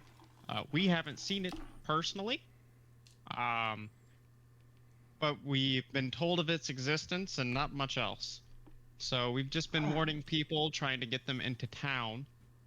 We've seen some gnomes out to the southeast who had some weaponry, and then we had some dwarves in an excavation unit who were overrun by some ochre jellies. Good dwarves, or were they? Did they lean towards being bad? Agreeable folk. Excellent. I always have I'd much found more. dwarves to be most kind. I've yet to meet that it is bad, but one never knows. Yeah. Out of the small people I've met out here, they're way better than the gnomes. Yes, gnomes can be quite persnickety. Um, so yeah, that's kind of what we're doing as of right now. No, we're not trying to really get into tango with said dragon. We're more of trying to keep the people safe until we find a good way to kill the dragon without dying ourselves. Do we And have so this, any idea? Is it a younger dragon or an ape being here? we have no idea. And we don't know if it's a chromatic dragon or it's just Nope. a dragon. Okay. Good to know. Flying bad guy. That's about as much as I can give you. Excellent. So- the last important thing. Go ahead. Oh, go ahead. sorry. No, go ahead. The last important thing I could tell you. There's also been some orcs. Been Oh, I hate raiding around. orcs. Yeah, They they're are not the good, and they worst. shapeshift too, by the way. Hmm. So if you see any weird blue animals, just kill it. We learned that one the hard way. Oh. Do they seem to be the ones that you encountered? Do they seem to be immune to anything? One more time. Do they seem to be immune to anything? Any type of spell somebody threw or a certain weapon that just had no effect? Nah, not that we've come across. We just kind of sent the big guy at him, and he died. Excellent. Uh, Wait, but he that's died. kinda- Did you bring him back to life then, as a druid? Well, okay. So the big guy didn't die. The orc died. Sorry. Big Oh, guy. alright. Yeah, my apologies. I'm not super good with the words. It's fine. Yeah, so that's kind of the whereabouts. Watch out for orcs, and we're gonna try and save some people and get them into town, including the half brother of Harbin, who is the town master of Phandalin. He owns that logging camp, and I don't know exactly what's going on. Although I think Falcon's gonna give us a little head in on that. Okay. I see. Rescuing this guy we're trying to get him back into town because of the dragons. Then. Yes. Okay. Close enough. I haven't seen a dragon. So, a little bit of housekeeping here. Augamok did a fantastic fucking job. So he cut you guys up to about as up to speed as you guys can get in that short amount of time, which is like, if you don't already have inspiration, Augamok, take it. Even if you do, have another. I don't fucking know. Anyway. That's another thing about this game. If anybody does anything super RP, it's cool, or like it's mostly RP related. Staying in character when it's hard, or giving really cool info, like whatever. Just kind of. I wrote I get inspiration for showing up dressed for Yeah. the occasion. Sure. I mean, those horns and that. Yeah, that's. Is that heavy, by the way? Yeah, believe it or not, it's like I was like, oh my goodness, yeah. Because I heard Keeps blue hair. I heard Hela from Thor Ragnarok. Like that whole thing that she had on her head was heavy Yeah. as fuck, but. Yeah, like something like 25 pounds, so she Yeah. couldn't move her head real quick. Yeah. Because these are the A few they're pounds. substantial. So Okay. So, but yeah, if you and this is not just coming from me, so if other players say like, "Oh, I want to give that person was it inspiration?" Just, shout it out. Try not to interrupt whatever's going on, but like a minute or two later, Yeah. hey, that person, yeah. So like, spread the love. So the gnome, you got okay. You guys have no reason for me to go into like the gnomes, the dwarves. So whatever you learned from Augamok is canon now. Mhm. Even if it might not be. No, totally. Fucking gnomes. In my opinion, the gnomes were fine. But you guys, it's shit happened. Shit went down that you guys don't know about. It's fine. Possibly mostly caused by the other characters, the players that aren't really here anymore. But whatever. Where was it going with this? You guys all would have seen by now in your travels, all of you, the shape of a much larger, like you at first glance you might think it's a bird in the sky, but it's large. You're like, oh, is that just a really far? Is that just a really close bird? And you're like, no, that's not just a really close bird. That could be the dragon. So you guys have all seen this dragon. As far as Sarissa's knowledge of chromatic versus other kind of dragons, we might have to go into that like one-on-one about your background and your knowledge of dragons, because Okay. those are some in-depth questions for a level 1 starting character. But Yeah. obviously, Yeah. so try not to get too meta with it unless you have a reason that your background in dragons would ask those I don't questions. have an. Yeah, I don't have an I like to be prepared for I a get you. battle. I know what I've heard. Doesn't mean I understand the things being The said. whole good dwarves versus bad dwarves thing, I get that, because I would assume that Duragar, I believe is what they're called, would not be as uncommon as like the whole chromatic versus whatever the other option of dragon. It's like chromatic versus Metallic. metallic. Thank you. Aren't they like metallic? Yeah. Metallic are the there's another good kind. ones, right? Met- Like Bahamut I can't remember. and like TMS Yes, chromatic, thought- yeah, Metallic are the good ones. Chromatic are the evil. for the most part. Okay. Okay, but yeah, They're all fun to kill for XP though. yeah. Well, anyway. And I'm gonna give you guys just a tiny bit of advice that that is literally in the book. If you ask questions from people in town about like the dragon and what's going on, you'll get answers. They're in the book. You guys have all just kind of been pretty focused on the quest board and then talking to the mayor and then talking to the blacksmith or the weapon master person, and then that's it. But there's actual information in this book if you want to talk to any townspeople. I'm happy to share. FYI. Falcon would probably pipe up after Agumok's description of what the rest of the group has been through so far, and he would say, I told you about the orcs. You've already run into some orcs. As far as I knew, the dwarves and the gnomes were good people, but I mean, sometimes shit can go wrong, I suppose, and hair triggers. I mean, I don't know. The dragon, here's what I know. It roams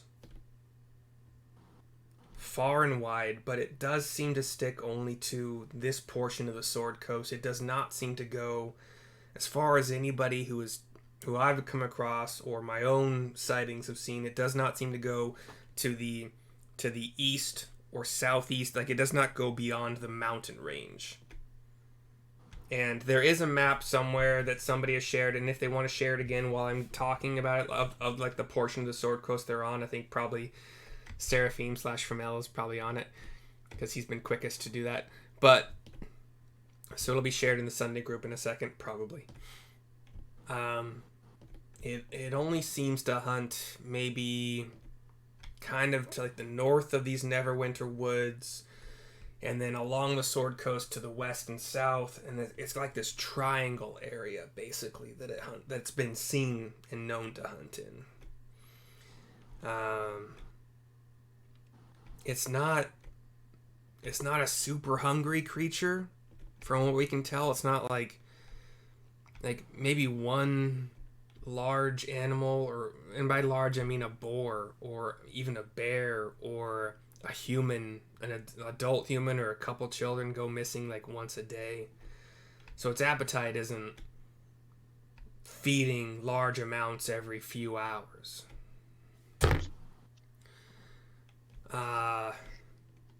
But if you are able to stay out of its line of sight, for the most part, you're going to be okay. As far as age, it's a dragon, so it's big, but it's not.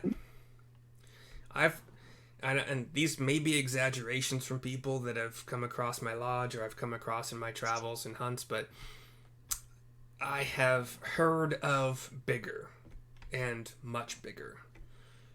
So So our best you guess said is this is a young dragon, and a the young best guess in color is like this lightish blue, kind of whitish color.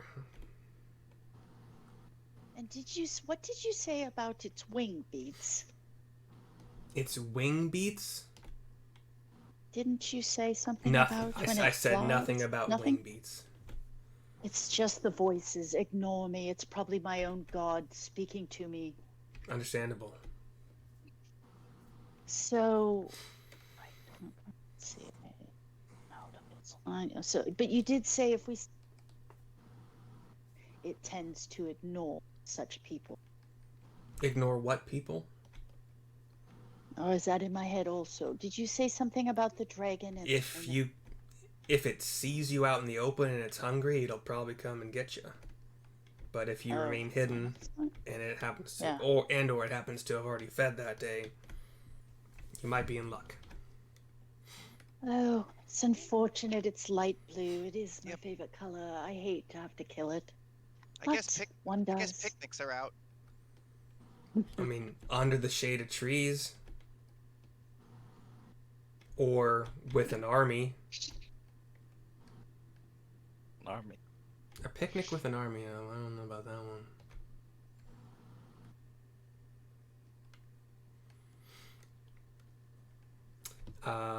Anybody else? What you guys doing? Talking? Questions? So are they close enough for me to hear anything? Anyone? Dude, yeah, they're. Oh, yeah, you're. I don't know why you haven't been on Owlbear for the last couple sessions. You having computer difficulties? Yeah. Okay. You guys are all in, like, the main food hall, breakfast hall, meeting room. Long table, chairs, fireplace, some comfy chairs around the outside of the room. I'm in our bell. In our bell bear. Oh my gosh! Right now. You are? Oh, there you are. Yeah, Hey, I just got. So welcome. am I there or am I somewhere else? Yeah, this is the same room you slept in all night. So I'm like everyone's in this room now. Yeah, everyone, yeah. Oh. Oh, I guess I'll just overhear everything. Yeah.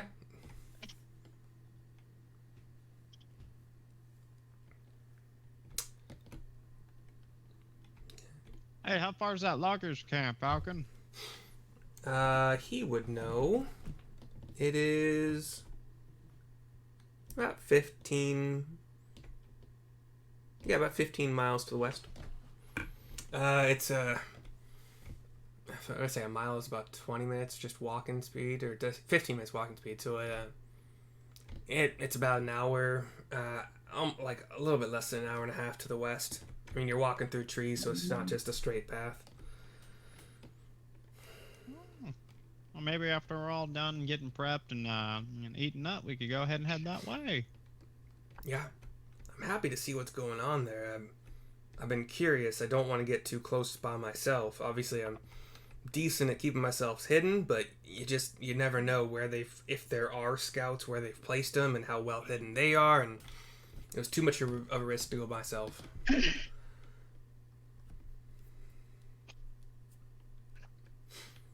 Sounds good to me.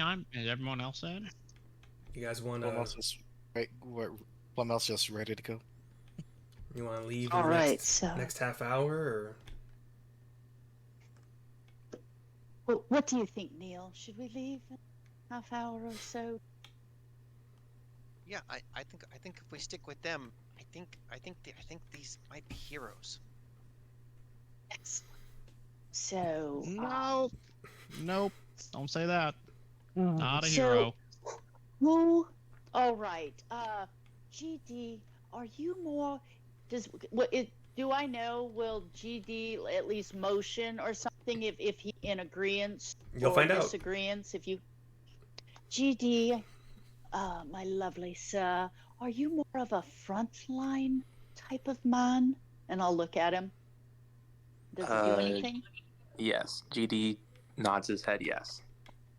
Excellent. I too am a bit of a tank, I've been told. So perhaps you and I could either both be together in the front, or one What? of us in the front and one in the back. What's a tank?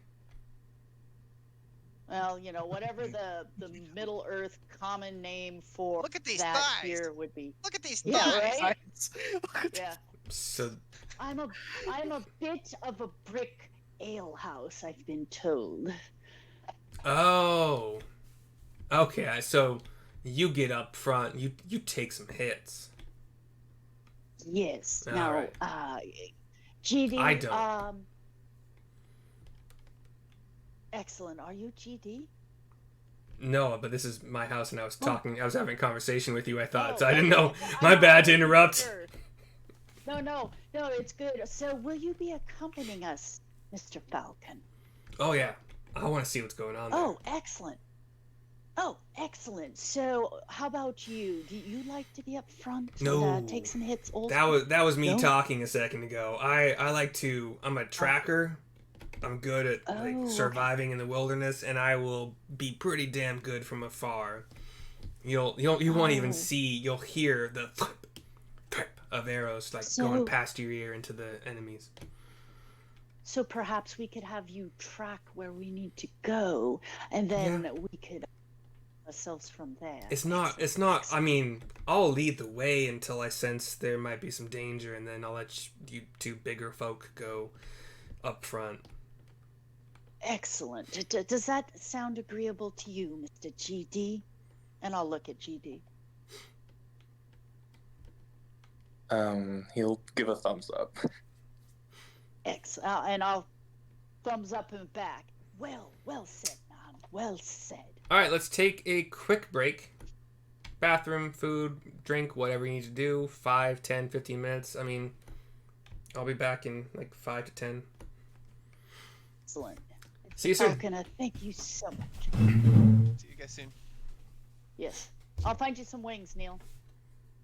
Yes. I think I can afford those. That's a good idea. Yeah, well, if you want, we can go with the shitty Timu, which I hate using because they exploit a loophole by claiming they're a third world country. Anyway, don't get me going about that. But yeah, we need to get Neil some wings. Yeah. Hell yeah. Sweet. And GD, I would highly suggest wrapping your and turning your camera on. It's most satisfying. I've been playing with Riley since he and I both started, and he knows I'm always going to show up in character dressed. Period. It'll be fun. You can go to the Goodwill and get some. And they don't be awesome white sheets. Get some like really bad like Holly Hobby or like Mario sheets and cut them up in strips and wrap yourself up with those. Bam! Inspiration every time you show up. That sounds like a good idea. Yeah, do it. I'm telling you. The good old days, man, when you were going to play D&D, you showed up dressed in your cousin's basement or you weren't playing. Oh. Man, I couldn't do it. It runs too warm in here. There's no way. Oh, yeah, that's the one thing. In the middle of summer, we actually, the game that me and Justin and Riley were playing, we didn't even play because, I'm white trash. I live in a trailer. Who can afford air conditioning? No, well, but I in the feel winter, that. perhaps you could throw Agamuk, you could throw a fan on you and at least, do your head, like, even get like a capelet or something so it looks like you have a cloak up over your head. Yeah, it could be a possibility. Yeah, One let of me these show you. days. Justin's wife sewed me. Hold on. It's awesome. So Justin, Neil, his wife sewed me this whole kit for, she surprised me with it for my birthday last year. For Grebo, I have a 15th level Circle of the Moon druid. But yeah, like I've got the belt, and like because it is hot, and so she sewed this amazing like capelet so I can put it on, and it looks like I have an entire cloak on, but it's just a half cloak that sits on my shoulders. This really deep hood. Yeah, and she went and got a drop cloth from like Home Depot and made all this like $5 worth of material and just sewed it together. So yeah, you can make some kind of, and with this on, it looks like you have huge deep pull up over your face, but it looks like you have an entire cloak on, but you could be sitting there naked from the waist down, or the shoulders down. That's badass. Yeah, it was awesome. Damn. Yeah, we'll see. We'll get into it. Right now, I'm just kind of Yeah. like feeling it out. I don't even know really how I feel about Okamach so far. He's been fun, but it's different. Yeah. Just commit. Go full method, man. No way. You give it like a half a session to maybe another session. I'm not full committing to this. Hey Riley, I think that we might have Justin talked into actually getting some pixie wings to wear. I've had my earpiece in the whole time. I've heard all the sweet. suggestions you've given to everyone. Pixie wings. And honestly, if GD wraps up his entire face, then I'd be more nervous about whether or not he could see the screen. But because I don't think keeping that and be like Agamok said, be warm as fuck. Well, you could just wrap up like literally from here, and you wouldn't even know if the back. You could even make a mask that looks like it's wrapped, and just put it over where you're wearing like a full head. Dude, you've seen my hair. That's your commitment to the bit. Big. Plus the horns, but no, it would be doable. It would be really put strips over like some cheesy Halloween mask and put it over, and it would be lightweight, and you would look totally wrapped, but it wouldn't need to go all the way around. You'd face the camera. For the record, for the 3 years that we've been playing together in various campaigns, she has shown up in, like, if not just elf ears, for, I think that would be Grebo probably mostly. Yeah, Grebo. But occasionally, wigs. But I have never shown up dressed as in character even once because I can't be bothered. But he's always good with the voices, though. I like the His voices. He's always got a voice going. I like to try to remain in character as best I can. Excellent. You know what's Riley's all right with voices, I wish I is. were better. I'm really good at voices. Too bad I can't. Yeah, dude. His fucking bard is the best thing I've ever heard in my life. Yeah, we I don't want to give too much away, but I have ideas for GD specifically. A talking cat. No. Oh, well. No, that wasn't an idea. All right, hear me I've out. been trying to pitch. I want a little talking friend that I can voice. That's all I think is. That's one thing I think would be fun. I am be sick as fuck. Shit, I'll be his talking pet. No. I'll shapeshift and be your wild shape and be your talking pet. But you I'm can just voice saying me, don't worry. I want to be able to use my voice and stuff. Okay, hold on. Wait. Are you being serious? Is that what you is that an idea you want for GD?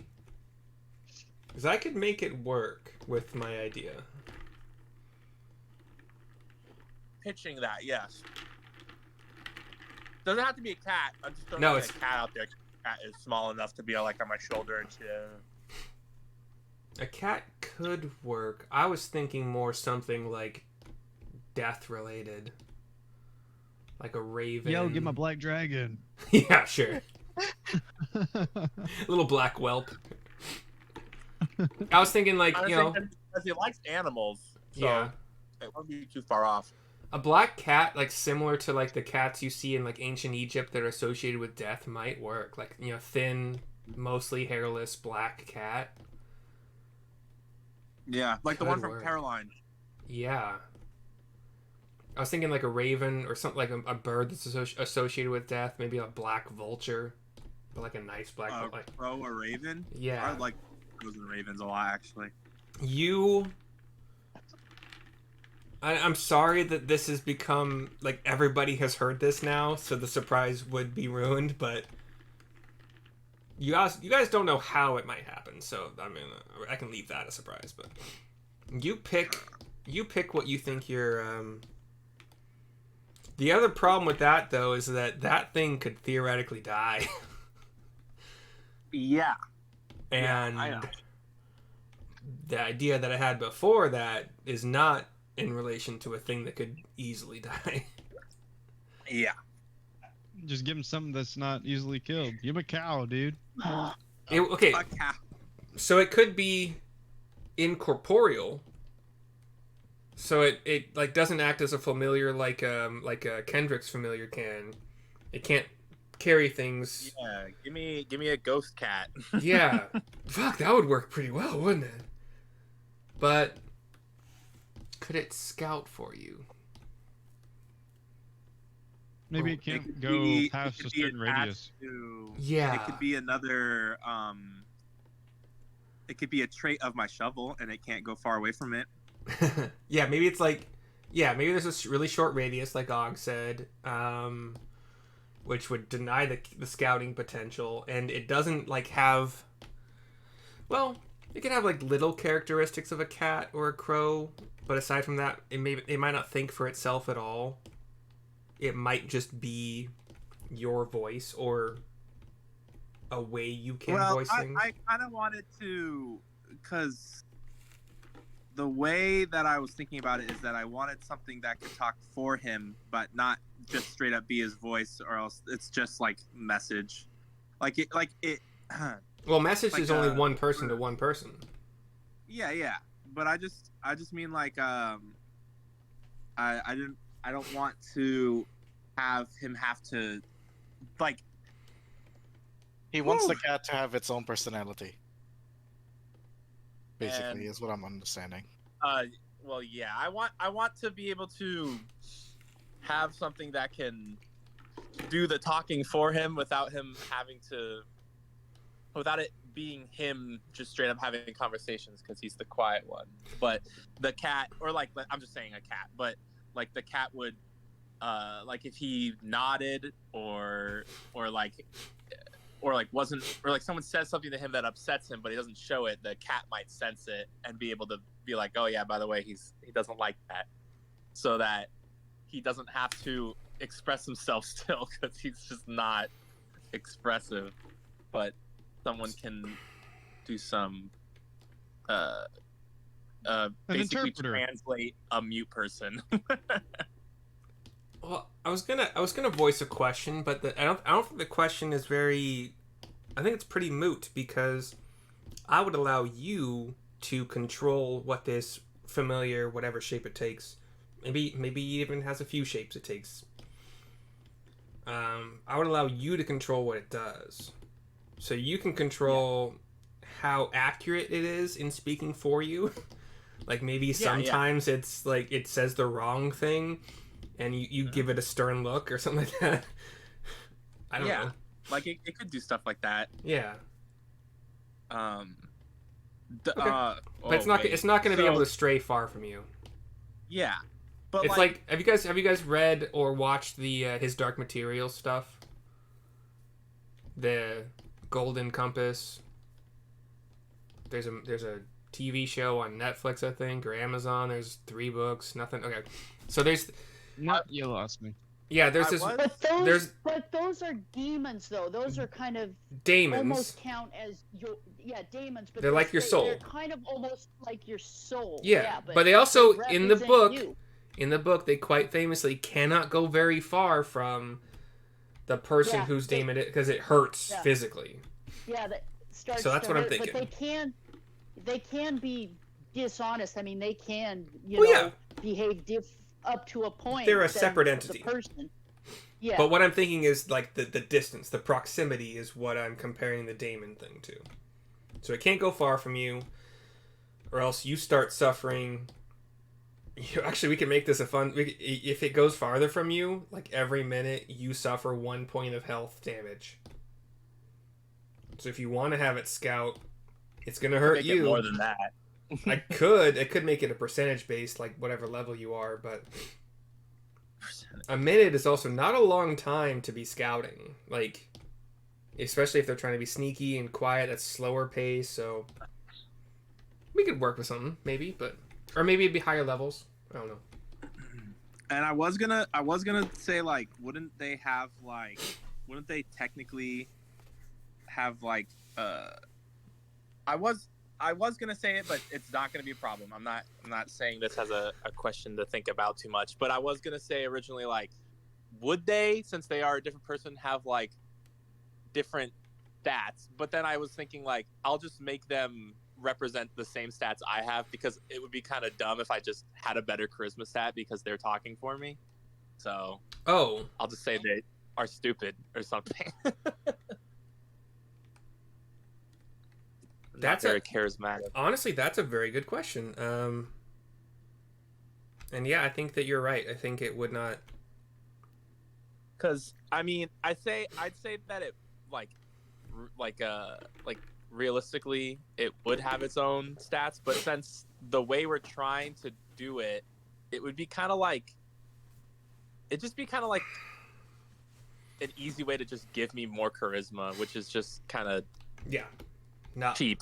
No. It's not like it makes sense, but I'm just gonna say that they have the same charisma stat regardless, and I'll just play them as so. Like, they're just not very charismatic. I don't know what to say. If this is the direction you would like this to go, I can very much easily work it into my idea, and it probably improves it. Mm-hmm. I have it in charisma. So. Yeah, the trigger for it is going to remain the same, but the outcome of that trigger will be. Yeah, I'm happy with that. That's fine. Awesome. Can I interrupt the seriousness with a little bit of? Nope. Yeah, well, it's gonna happen. Since we're on the subject of working things into the campaign, hey, when are you gonna finish my backstory? Okay, the only backstory thing that we're talking about is that secret of the universe thing. Yeah. And anybody else in here, right. Justin, I know that Seraphim. I don't know pretty much any of your real names except for the two people I played with for a long time. But Seraphim, I know you run a campaign. GD, you're thinking about running a campaign. I'll give you ran one. Yep. You have? Okay. Have you ever had to tell anybody like a grand secret of any of you? I mean, GMs? Not particularly, but I don't know. I mean, you can flavor it however you want. It doesn't have to be super fucking like important. I don't want to be cheap though. So there's something in the druid. It's just the druid in general, or like a background you chose, right? It's the background characteristic. Okay. There's a background that you can select in character development that gives you a secret of the universe or a secret of the world, or like how something works that might be profound or mundane or useless or useful. I don't know. And if it helps, I can give you the exact wordage. Maybe that will. I could read it again. Something. That's fair. All right. But we're only level 3. And I personally have not given it a whole lot of. I've given it thought every time you brought it up, and not like in an annoyed way. I just, what could it possibly be? Any kind of cosmic lore. Yeah.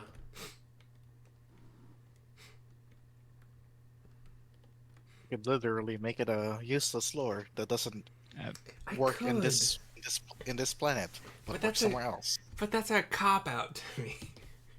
Even though, yeah. Okay. Everybody back. Hey, you know what? I got you, brother. I'm gonna DM you something. I got you. You got an idea? Yeah. Okay. Thank you, God. Shannon. You're not gonna like it, but I got you. Let's see. Sarissa, GD, you here? Mm-hmm. Yes, I'm making a sandwich. I just ate a sandwich. Oh my God.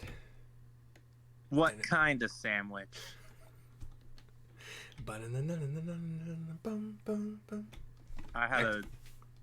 I had what did I have? Ruben. It was a Black Forest ham and pepper jack cheese sandwich with some lettuce. All right. And like instead of mayo, I use this queso sauce that I have. It's really good. It makes it like spicy.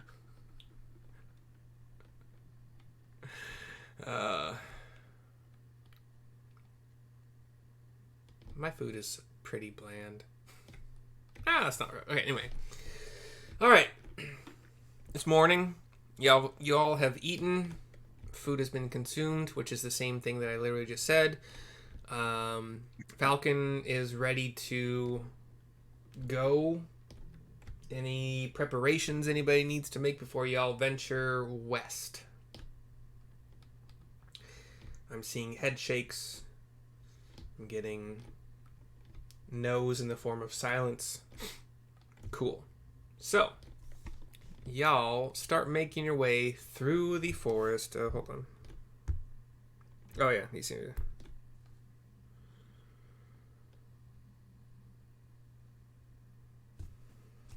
Hold on a second, sorry.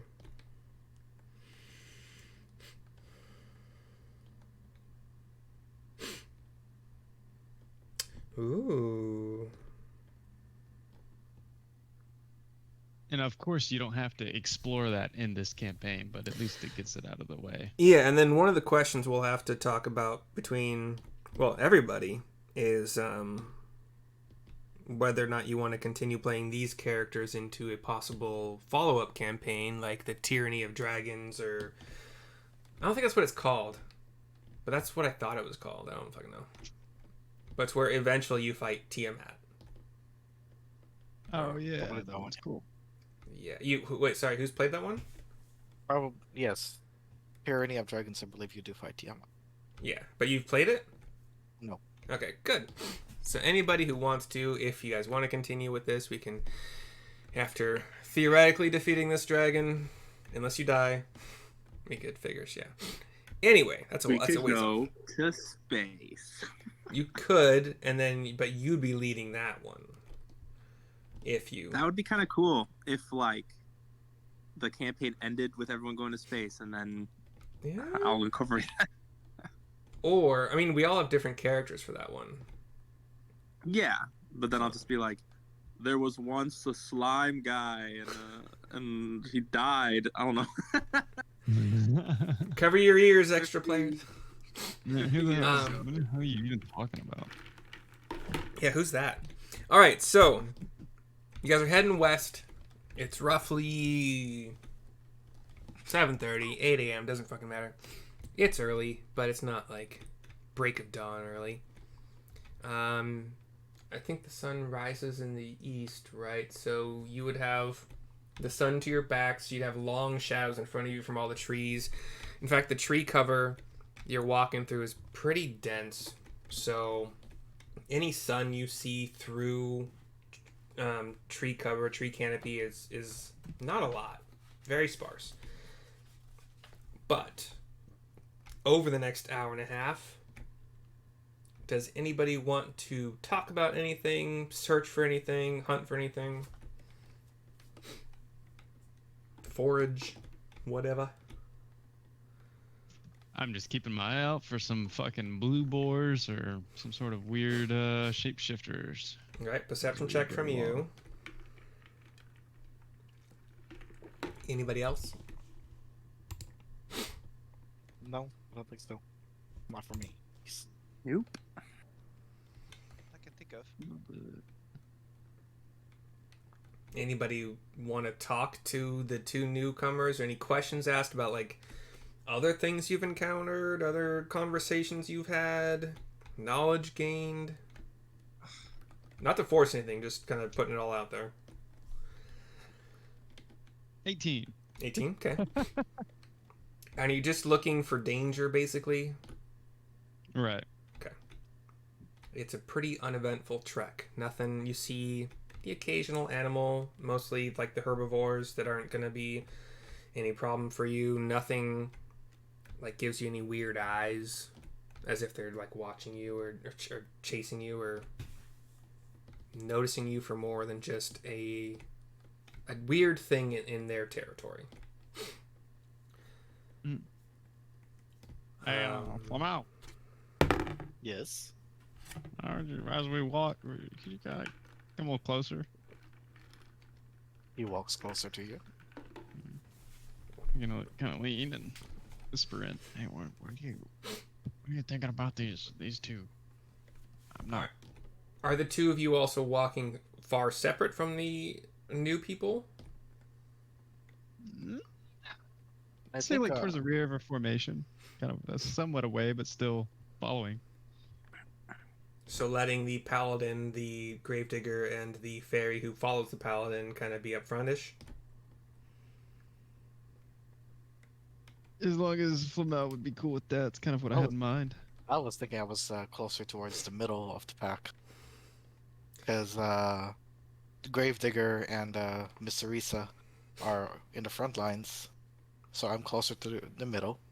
And Falcon is all the way to the back. Well, no, Falcon's all the way to the front. leading, yeah. So I guess we are in the back, actually. Yeah. Because Falcon's leading. Yeah. Falcon's also probably a good 20-ish yards ahead. He'll give you signals if there's anything you need to be wary of. Yeah, so yeah, we are towards the back of the. Okay, then continue. Sorry. Anyway, what do you think about these two? They seem like good folk. Think so? I mean, is that what you got from them? I didn't get any evil vibes, if that's what you're thinking. Oh, And no, I don't think they're. And no, I don't think they're shapeshifters. We had enough trouble with that before. I don't want to deal with that. Okay. No. Don't worry, I'm not gonna glue you down to a chair. All right. I mean, I'm not really good at picking up on people, I guess, and seemed a little out there, but not bad. As long as you're cool with it, I'm cool with it, bud. Don't worry. And in a motion, in the palm of my right hand appears a black hammer that almost as black as the night sky, and I put it on my put it next to me. Just put it holstered, I guess, sheath, whatever, on my belt. Don't worry. We can take care of them if needed, but I don't think so. I certainly hope not. I can't afford any new outfits. All right. I'll let you be. I'm good. We'll keep walking. Be less conspicuous. Anything else in this hour and a half trek? Any conversations? No conversation, but I'll be playing my pan flute for most of the time. Okay. Anybody have a reaction to, again, not to force anything, but walking through a forest? Lamella enjoys the music. All right. Give me a performance check, actually, yeah. So stealth is out the window. Got it. Yeah, I guess so. Well, shit, you guys all die in I an have ambush. I have shit stealth anyway because I'm a paladin, so I'm probably Well, like won't. Not just because you're a paladin, Well, like the armor yeah. chosen by paladins, clerics, and fighters for yeah. So I got a 10. You're still a skilled player, but you're so focused on your instrument that occasionally you trip over, you stop. You don't trip and fall, but you're carrying your bag, right? Yeah, that's true. So yeah, you're so playing one-handed. Mm, Can a pan flute be played one? It's just you're blowing into holes, right? You don't have to finger. I'm sorry for right, you these. don't have to. Right. Oh boy. I know. Almost Sorry like for a these. harmonica, almost like a Yeah. harmonica, right? So you could just like one-handed. Do pan flutes not have like the same holes that like a flute does? Where you have to. I don't know. Flutes I thought it are was a just- cylinder. I know a bunch of a flute mechanical- is, but a pan flute is like Yeah. several cylinders like strapped together. But they're straight down, and because of their length, that is what affects Yeah. the pitch. So, So there's no just fingering. with your arm pressure, how Right, you there's blow no there's into no it. holes to finger. Sorry for the terminology, but there's no fingering. Yeah, so Yeah, you, right, you so can I you could can hold do it with one hand. Yeah. Yeah. Okay, so because your bag is in one hand, you're a little bit kind of off balance doing it. You're focusing on your music. You keep kind of stumbling every once in a while, and it kind of like every once in a while, it's good, but you keep getting interrupted by branches hitting you in the face, low branches, obviously, but Yeah, and when I come across like rocks and stuff, like I like fly up and like have to hop over stuff. I'm generally just like walking really fast, playing I my wonder- pipe, and occasionally I have to like fly up and hop over some ground. How heavy do I think Nigel is? Or Neil. Neil is? I don't know how heavy Neil is, so To what I if think. you'd like to ask him, you can. If you'd like just make an offhand check, I would say just a straight up intelligence check based on his size, what you think might be in his bag. That's the 14. So Neil, what do you think the real number is? Your body and all your carrying weight. I'd oh well, I think I'm putting you on the spot here. I'm sorry. No, I'm just trying to think of how to word it. I think it would look like I'm about 5 pounds, but like with everything that I'm carrying, I would have guessed. I'm loaded down really good. So like I'm carrying a lot of heavy stuff. Does your strength allow you to do that without being encumbered? Yeah. Okay. Yeah, 5e, Making like sure. you can carry an insane amount of stuff. Well, it's like It's not realistic. 4 times in your 5e, strength. you can't say the word witch, but you can carry 3,000 pounds of gear. About. Okay. So what do you think the real weight is in total? Well, I mean, according to Sure. my character sheet, it's like 67 pounds. So you would probably guess a little lighter, Flamel. So you probably guess like 50. I wouldn't be able to do what I'm planning to do. Okay. Oh well. So yeah, you guys have a good song that's occasionally interrupted by maybe the occasional trip or curse word as he's hit in the face by a branch, or anytime he has to fly up to skip over a rock. Maybe there's a larger exhale of breath, which makes that particular note much stronger than he intended it to be. But yeah, as you are getting closer to the loggers' camp, Falcon will. He's smart enough to recognize that we got some sound. We got a lot of sound from this pan flute. He would probably hold up, the whole stop motion, raised fist in the air kind of thing, well outside of the camp. Do you think there are enough of you? I can't talk because I have a push to talk. So, you raise fist, kind of like Black Power, but yeah. It's just the stop motion. So do you guys think that you would know what this means? Or would Yes. you barrel Definitely. into him? Okay. I immediately stopped playing my flute and Okay. grab my sling. Stop too. Sorry, Flamel, what And the was second. If the people in front stop, we'd stop too. that? Okay. The second that the pan flute stops, Sarissa goes into stealth mode as much as I can be stealthy with chainmail on. Alright, so I'm gonna get some more tokens on here because we got a new map.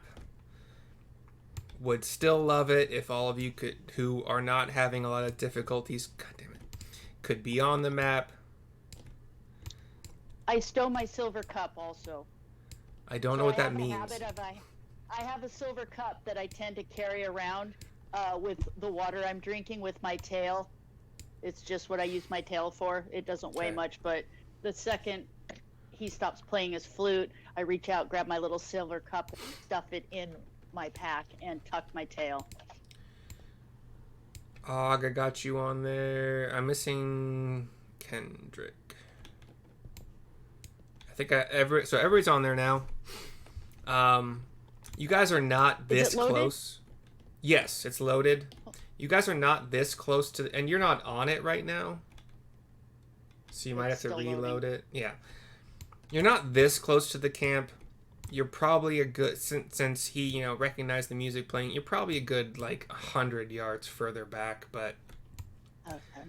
you would, I would assume, kind of be more quiet as you are approaching the camp.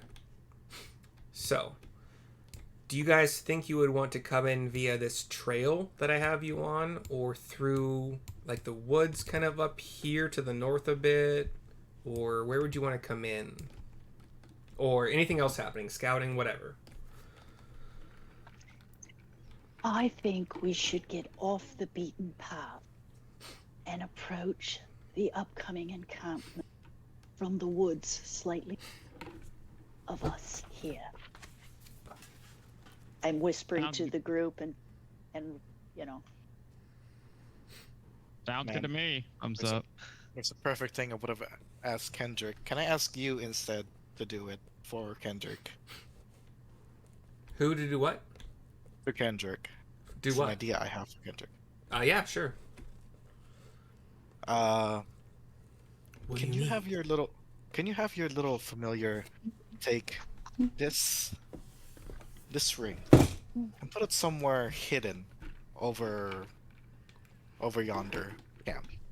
Just put it somewhere hidden. Somewhere where you can find it, or Somewhere where it doesn't seem like there's going to be any enemies that are and showing up there. I'm gonna look at GD while he does that and be like, if that is going to help distract them, I too can make a loud noise or something from across the camp opposite of where we are to distract. okay, so you guys are all basically being able to talk to each other right now. So there's no little groups.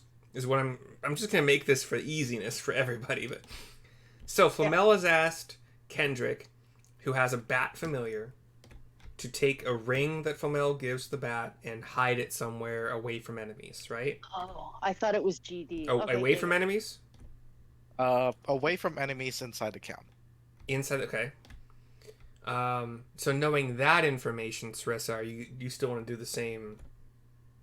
Well, so there's no grid on here. So ballpark Correct. from Well, there first is. encampment. You have to fucking on the zoom bottom. in. A lot. So on the first encampment on the bottom, how far away from that to the left would be 30 feet away? I can encourage you within 30 feet. So I would want opposite where we are to do a loud sound or light or something to draw attention away from us if need be. So thaumaturgy has a range of 30 feet, you said? Yeah. Okay. And that's not the cantrip that I picked. That's the one apparently that comes with me, but you said we can get one, so I don't know. Well, I'll deal with that later. I don't even think paladins get a cantrip. I didn't. Yeah, I can't delete this. I didn't. Oh, add it could be because you're a tiefling. Yeah, Some it races. must be because. Yeah. Yeah, because when I first built this and she wasn't a tiefling, it wasn't there, and then it showed up. So I'm like, There you go. So you can probably go back in your race selection. It'll say, here's your list of cantrips you can pick for free, and you can change it if you want to. But I don't. Yeah. I've never heard of it picking one for you, so that's weird to me. Yeah. Oh, So I'll go back in later, but for right now, let's pretend she got up and said a weird. Okay, A weird predator Flamel, or what god, what he's marker are you doing here? This is about 30 feet from where she is at right now. Okay. Let's see. So I mean, Where? if you want, so you got. Are we saying you guys are actually in this tree cover up here to the north a bit, and not on the That's beaten what I path? wrote, Sure. Yes. right here. That's what I was thinking. Og says sure. Still in the tree. Sarissa votes sure. Neil, okay. Let's do it. I'll So move 30 the people. feet is. Can somebody make a little motion on the map where 30 feet would be? Well, it's changed now, so It's give gonna us a be sec. different from everywhere. Yeah. And again, thaumaturgy does not have to be your free cantrip. Which actually would not even be your free cantrip. It would be your cantrip because of your race choice, and you get another free cantrip. So, whatever. Yeah. Figure that out over the It's next not- week. Okay. Yeah, I figured out how to measure, and 30 feet isn't. It would be more something I might use while actually. Never mind. Yeah. I mean, you could still use it in a sneaky fashion to make some other kind of sound that is distract. But anyway, Yeah. are we? What's the strategy here? And let's say I got it. I say, can anybody stealth in and scout? That would most definitely not be. I don't have a Kendrick bat token, but I'm gonna pretend it's this fucking crab. So this is Kendrick's bat.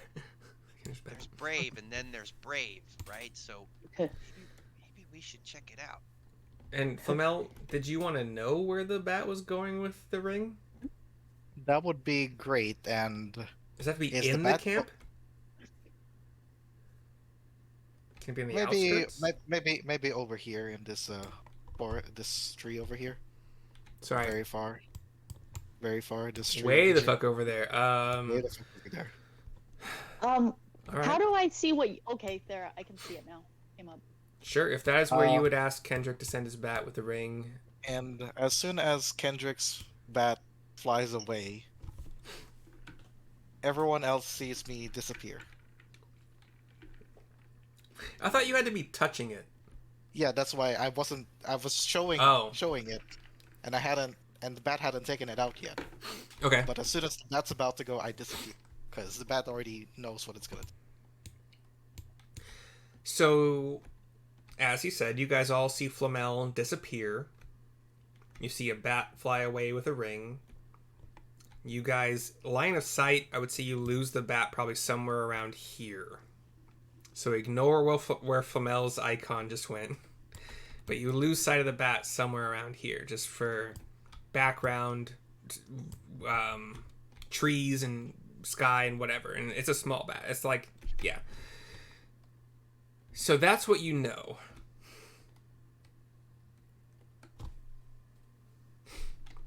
I'm gonna allow time for reactions if you guys want to say or do anything. What If did you not- say?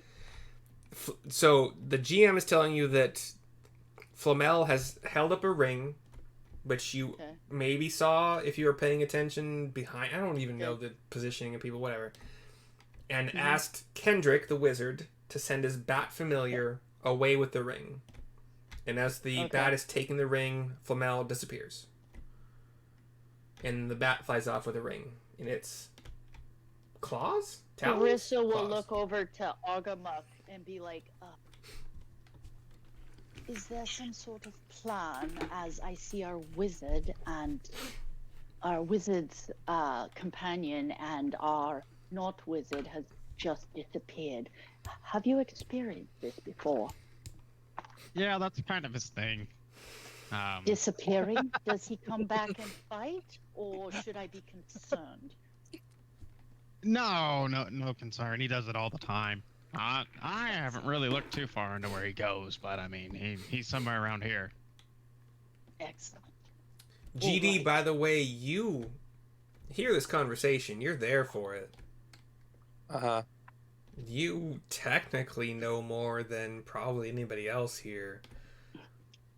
Again, I never want to push anything on anyone, but I'm giving you an option So- to... Is Hold on, I'm is talking to GD GD for a second. So, GD, do you want to do anything? I know more about what? Um, The I ring. don't... Yeah. And what happens I- with the ring? With Flamel? Oh, no, I don't care. Okay, cool. He doesn't have it. So yeah, sorry. Then Sarissa and everyone else, go ahead. I just want everyone to get like an equal opportunity to respond, react, talk, whatever. Sarissa, you were asking or saying something before I possibly so rudely. I look at GD and be like, right, since you and I are both more brick ale house types, do you think we should just go rushing in, Do you feel maybe we should hang back there, Mr. GD? So rushing in, give me a thumbs up. And I'll wait to see if GD gives me a thumbs up for let's just go in. He gives a thumbs up.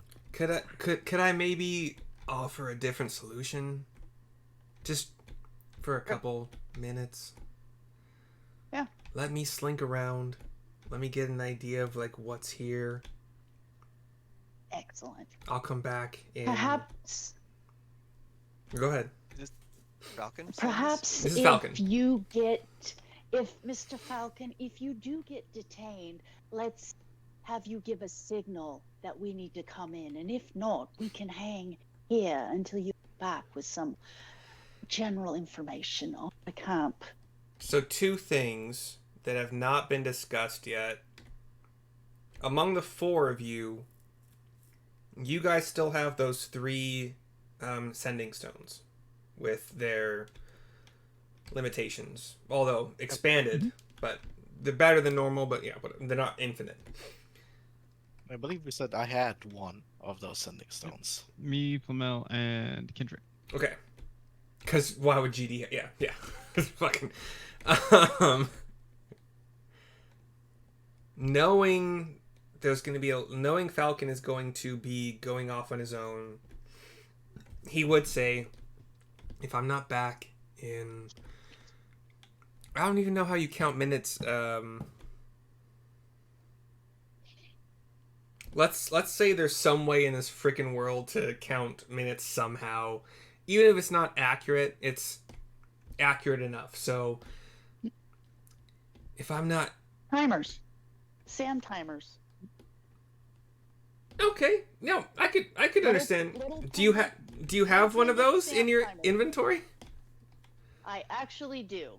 Okay. I have a matching set because me having a timer with not having a timer, so it's on a little pendant, it's this big, and you flip it over and it gives you 5 minutes. And when the last sand runs out, it's in a little, it's Fine. 5 minutes. Fine. And you flip them at the same time. Well, Falcon isn't gonna flip one. He's just gonna go off. But if you say it's 5 minutes, fine. Happy with that. Yeah. Well, if he has one, he knows how long 5 minutes is too, because it's around his neck, and he can see when he's running low on sand.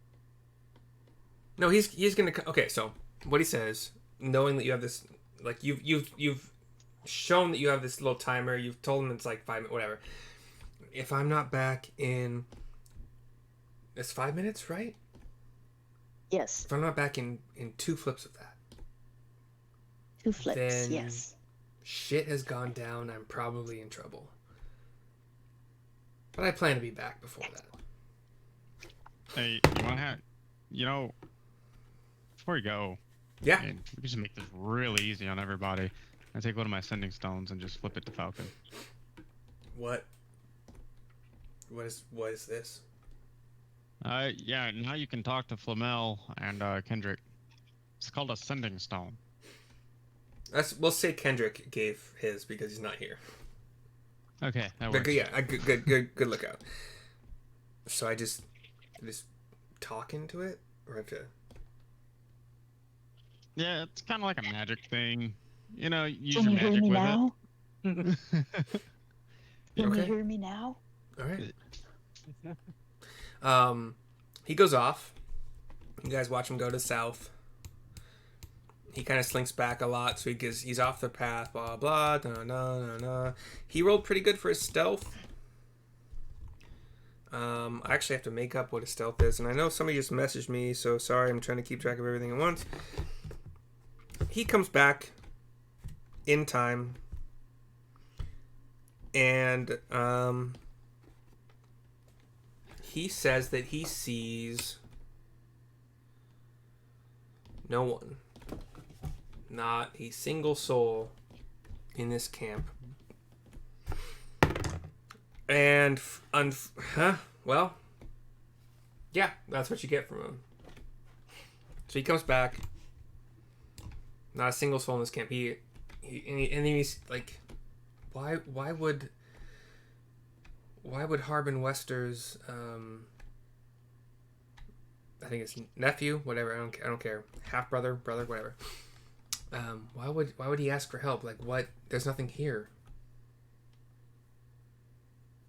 You think the dragon already came through and cleared it out? I didn't Because even our see. mission was to warn them of it. Your mission was to just to warn the person here of the dragon? Right. And then bring it back to town. So your mission, was, and maybe I fucking suck at this, I don't know, but your mission was to bring Tybor Wester, half brother of Harbin, back to Phandalin. So no dragon warning involved at all, just to bring him back safely. No, I'm just adding that on there. Okay. Sure, there's also dragon. But Falcon says, I didn't see any signs of what I would consider signs of a dragon attack, like no claws, no corpses. Like no dead bodies at all. Just nothing. Just wood and tents. I didn't see inside the tents or the building.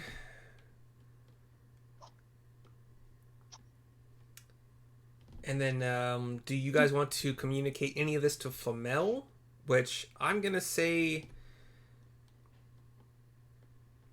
So it's a sending stone, right? And sending has a 5% chance to fail if it's across other planes. I was thinking it was not gonna take that long for the bat to get to the other side and drop the ring. Oh no! The bat. Oh, did you want to get out of the ring? Yes. Like what? Within the exact time that it took the bat to fly across? I was thinking that the bat was gonna drop the ring on the ground, on that tree, on the ground, Okay. and then it would fly away, Well, and then you didn't say that to me. Anyway. because I thought you were gonna ask what else was happening, because you said, okay, well, Yeah. the bat gets this far and then it disappears, and then you went back to the group. So I thought the group was gonna do I their get you. thing. I'm Then okay I with was that. gonna get the rest of my thing. Okay, so Falcon has gone off to do a scouting thing, which takes less than 10 minutes. The bat flies across the camp into this tree area on the west side of camp, drops the ring, I guess, onto the ground, and then we'll say that takes less than 30 seconds, or roughly 30 seconds. So, Flamel, you are out on the west side of camp in this tree area. So, what do I see looking at from this vantage point towards the back of this building? The building, as far as I know, doesn't have any windows in. Especially because from that, so you would see a chimney spout on the west side of the building, which you can kind of see in this map. You pretty strongly can see in this map. But yeah, no windows. You just see a building. Log, construction, wood, maybe some concrete for the definitely some concrete for the chimney. It looks actually like concrete walls or stone walls. Stone walls. Yeah, that's what you see. I'm gonna slowly climb down because I don't know how tall this is. How tall is it? It does say it's a 10-foot slope. And Slope or drop? slope for sure. So 10 feet from the plateau, I'm going to call it a plateau or hilltop to the ground. And I'm going to say roughly like a 35-degree angle. Hi. Hello. I'm still listening, but a dog just came home, so I'm still here. Okay. Well, I tell you guys through the sending that I'm on the other side of the logging camp, and I see a wooden building with no windows.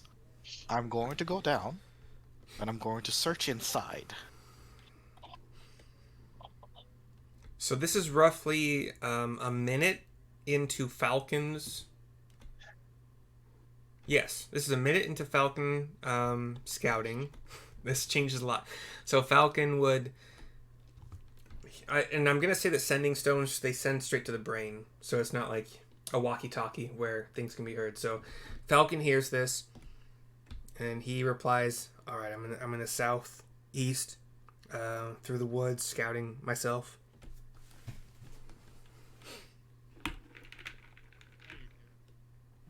Just letting you both know they found a little wooden building that they're gonna check out, and Falcon's just across the way looking into the camp.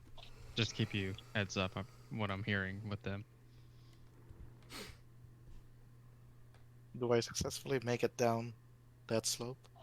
Or do I need to do a check? 10 feet would theoretically be fall damage of 1d6, but with the slope, give me an athletics check. Thank God. 14. You're fine.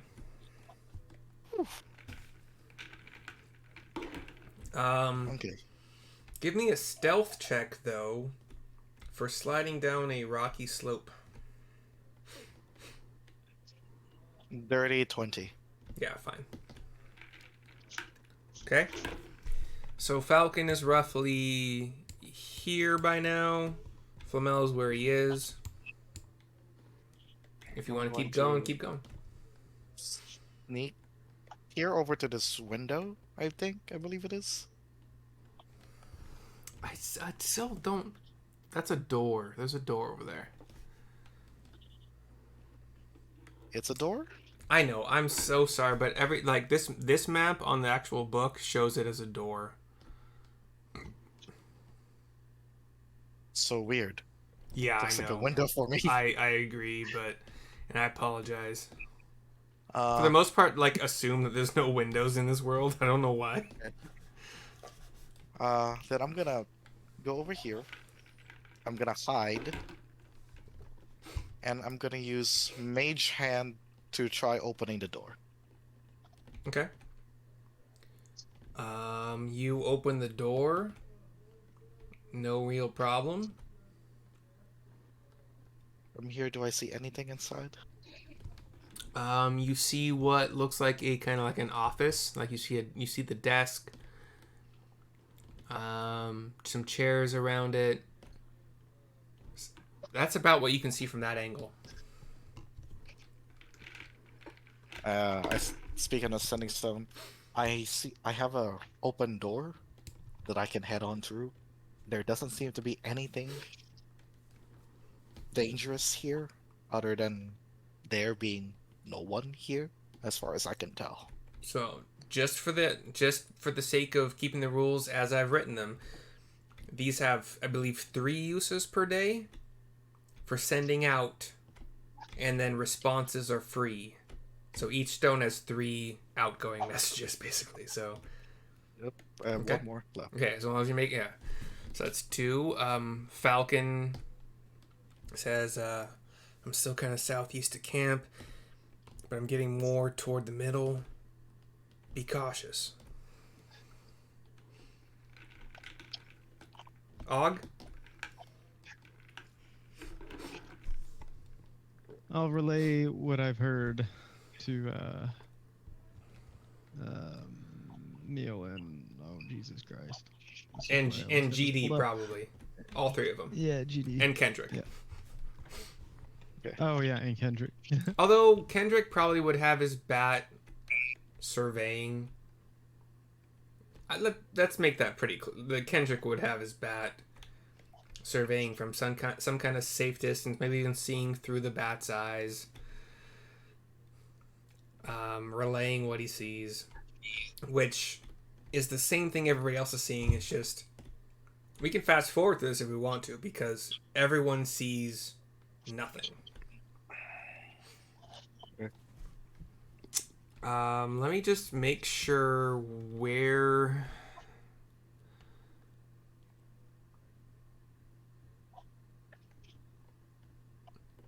Oh, shit. Okay, no, sorry. Based on this freaking thing.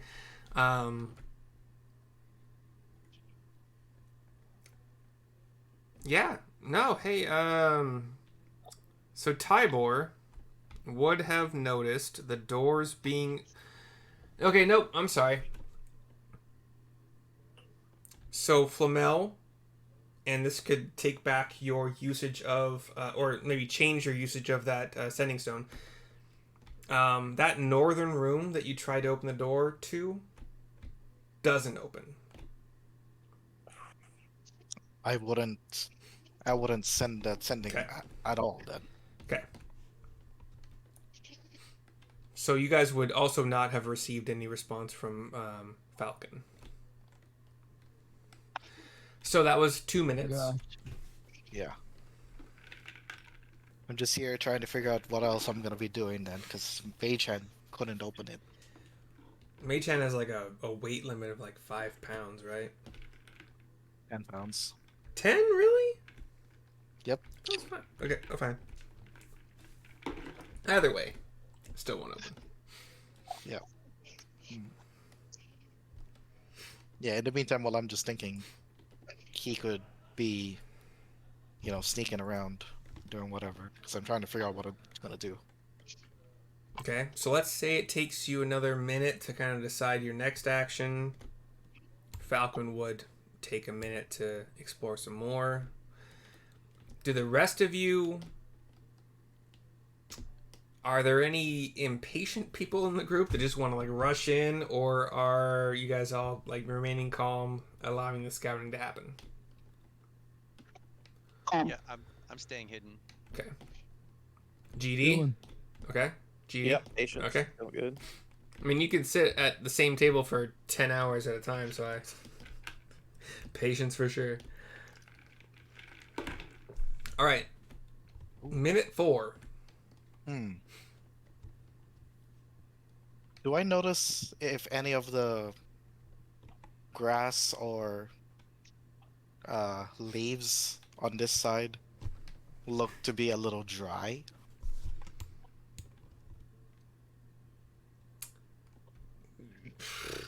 Or I You guess don't- around it as I was well. gonna say, you don't have to be that specific. Like, what are you looking for? I want to make a torch. Okay. You find plenty of burnable materials in this minute of searching. You And mean, after do you that- not already have torches? It doesn't look like I do. Okay. I was like, all of my characters have, but they all had explorer packs, so I don't know. I apparently don't have a torch, so Okay. I'm going to make a torch. Make that 2 torches, just in case I have an extra torch. How do you want to make those? Like, how do Grab you a- make a torch, yo? Grab 2 branches off of this tree that I'm in. So you want to snap some branches off of the trees? Yes. And Okay. I'm not sure there's Yeah. a stealthy way to do that unless you have a way to cut them without making sound. it's the best I can do. So you're just snapping? Yep. Okay, and then once you've gathered dry materials, how do you fashion them into a torch? Hopefully there's a vine.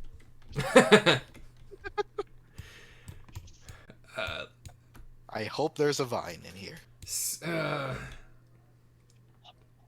Does your pack have any sort of like yarn, string? Nope.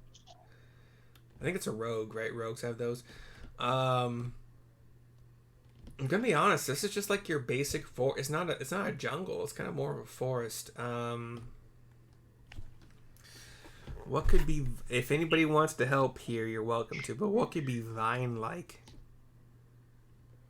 in a forest setting? Well, there's all kinds of plants that grow, like there's cat's paw, you've got all kinds of brambles that would just be growing along, or depending on the kind of trees, you could strip some cedar bark or something, outside of the Corcambia, wind that, or any kind of grass, cat's tail and stuff you can make into some kind of rope. So how long do we think it would take to fashion? All I'm trying to do here is cast prestidigitation near this wall to light a fire. Presto lights a fire? Presti lights a fire. I thought it like would ignite a candle wick. It lights or snuffs out a candle, a torch, or a small campfire. Oh, so if you create your own torch out of give me either survival or intelligence. Check. Either one. Either one. Whatever. They're the same. It's a 3 for survival. Oh, fuck. I'm sorry. You try to fashion a torch out of your dry materials and that shit just falls apart, yo. You still have your dry materials, you still have your snapped off branches. That's currently your 4th minute. Falcon, that's probably being generous, but Falcon makes his way. You're in the 5th minute now. No, sorry. 4th minute was gathering the dry materials. 5th minute was trying to create your torches. We're in the 6th minute now. And I am trying to make this quick, if I can. Not to force anybody to be fast, but that's just me. And then I give up, and then I just make a small campfire literally by the side of this building. In order to try to set the building aflame? Yes. Awesome. Okay. We're in the 6th or 7th minute now, right? What do you have flesh? You can set. Yeah. Okay. So in the 7th minute, you start to set the north side of the building aflame. When the 8th minute starts, you start to hear screams as the flames like lick up the northern walls here. And while I was making the campfire, I was telling everyone, the door is locked. I can't be sure if anything's good here, so I'm setting it on fire. Does this guy know what he's doing? Maybe we should go put out the fire. So, guys. I apologize, Neil and Sarissa. You have not heard this unless Agomach has relayed it to you. Falcon first says, You're doing what? And why? He's setting something. He's burning a building. I think we should go stop him. You could have just told me no. Okay, so I guess that's the It's going. at the end of the 8th minute, the fire has licked up to, and if I'm getting fire physics wrong, I'm so sorry, but it's licked up to like it's like built up the outside of this wall in the northern section. You guys can see this for sure. Like it's not unnoticeable. There's smoke. There's bright light coming from the fire. So at the end of the 8th minute, Falcon starts to just like sprint back. So he's back to you guys by the end of the 9th minute. At which point you guys can all hear the crackling of flames. You can all hear the manly, well, somewhat manly scream of someone inside of this building. It's not evil. It's not monstrous screams. No, it sounds like a man who. It sounds like a man of some sort. All right, I figured it out. We need to save them now. He's good inside. So, Falcon's back with you. You guys can, let's say these piles of logs are kind of in a triangle formation, as like log piles tend to be, I think. Let's say roughly, I don't know if you can see Flamel through them based on angles and log piles and tents and trees and stuff. But you can make your way into the camp if you want to. Yeah, we can tell a building is burning, and right? Oh, fuck yeah. Yeah, fuck yeah. Yeah, okay.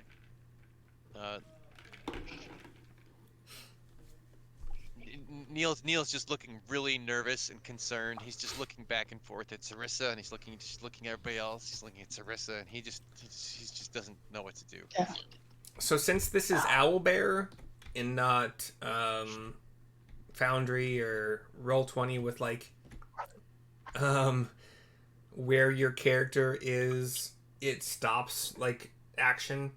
I would like you guys to move yourself in kind of a group, like one, like you can use your arrow keys and move 1 square per second, so that if you guys are all remaining in a group, and that's fucking hard, but if you want to designate somebody to move the group of you together, it's up to you.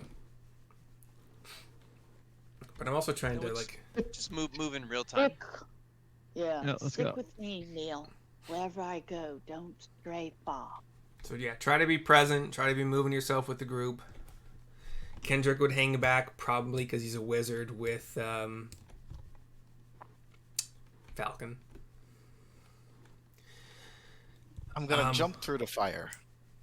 You can't. I mean, you're welcome to try, but you're jumping into a still pretty sturdy wooden wall. It's still there. It's not broken. No, not yet. It's only been like a minute, 2 minutes. It's a pretty well built thing. Is that still what you like to do? Because you're gonna take some fire damage. I'm just gonna say. That's being nice, not having you take blunt damage. Everybody else pause for a second. And Flamel? You trying to jump through this wall? Okay, yes? Sure, why not? Okay, you take 4 points of fire damage. And are repelled back, obviously. Give me a sec. I gotta go to the restroom really quick. I'll be like super quick, but I'll be right back. If you guys want to talk amongst each other, plan whatever while you're moving in this camp, do that. I don't see any enemies. There's just somebody inside the house, and they're gonna die, and they're gonna. What the hell are we doing? Perhaps we should go save the individual that has unfortunately had their abode at the light. Who here would like to just go over there and do the thing? I'll look at DG.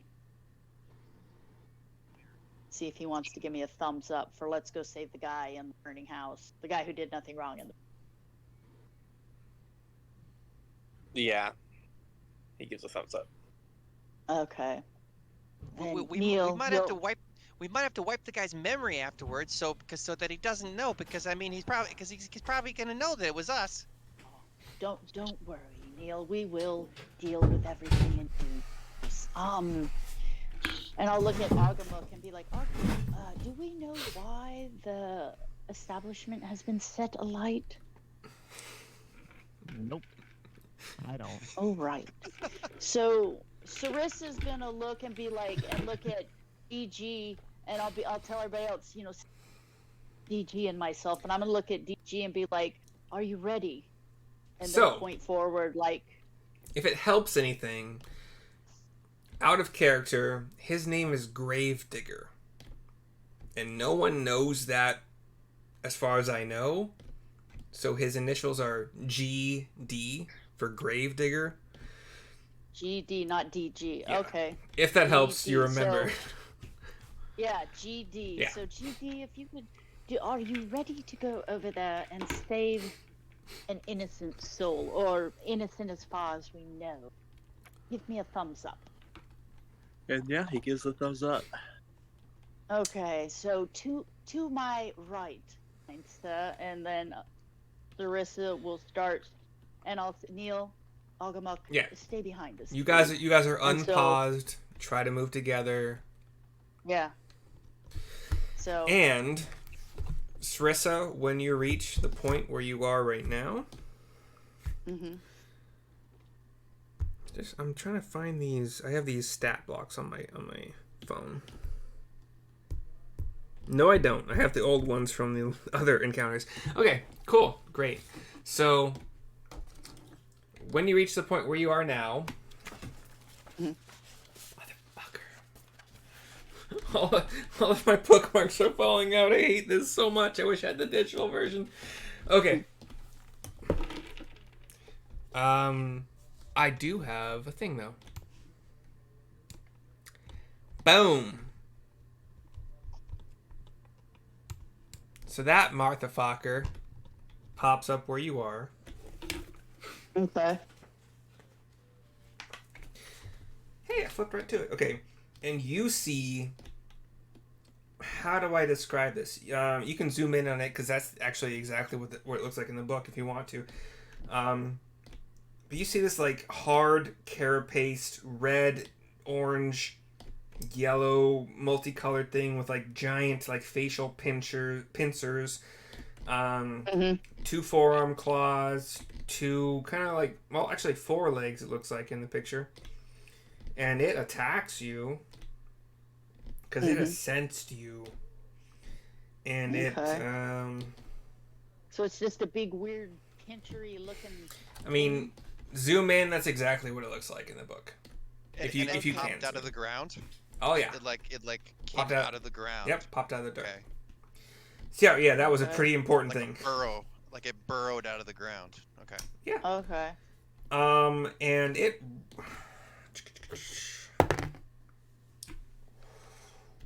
Okay. I apologize so much. But that's a nat 20. Okay. And, okay. Alright. Okay, that's bad. Sorry. Okay, so, let me... I mean, it could be okay. If I roll bad.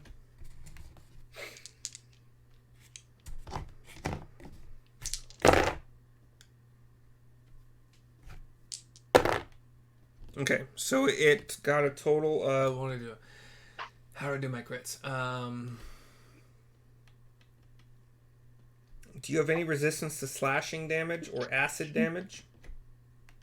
No, and I don't suppose you'll let me to retcon. I just figured I'd throw up my faith. I'm assuming I had to say anything to you, so that's my bad. Your mic is cutting out every once in a while. What a faith? Oh, I was gonna say I would have been using my shield of faith when marching like that, but I didn't say anything, so I don't know if that matters. Shield of Faith only ups your AC by 2, right?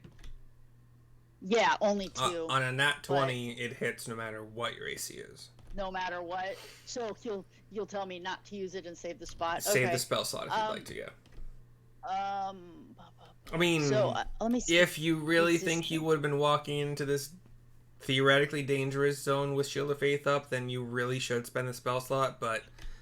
Yeah, well, and I would have, If- and it's, well, but does it stay, once it's up unless I go unconscious, right? Or you lose concentration. Since you're the one who casts it. Okay. So, can I just put that on the back burner? I need to read the spell better. It's fine. I've never had it. Yeah. If you take damage, you'd have to do a concentration. We'll say you didn't. Okay. To see You if didn't you spend could the spell maintain slot. Okay. it. So. Let me write it down that I need to Yeah. read up so I understand. Your cleric would have had it, by the way, I think. But anyway. it's all Yeah, good. but Thrin didn't use it. He had it. So, He used it. Just wasn't his thing. that is slashing damage of...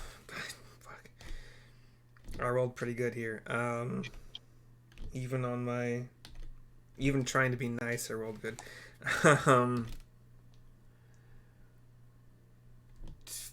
13 slashing damage. Okay. Sorry, plus the 3, so 16. And the acid damage also is part of the attack, so it technically gets the critical as well. But I rolled really shitty, so that is an extra 3 acid damage. So yeah. Level 3, so I'm assuming you're still up. Barely. So Sarissa will obviously not contribute. You cut out the last end of that sentence. Sarissa will not. I said just barely. So Sarissa's not anymore. Moving forward anymore. Yeah, I'm not going to be So- just banging on forward.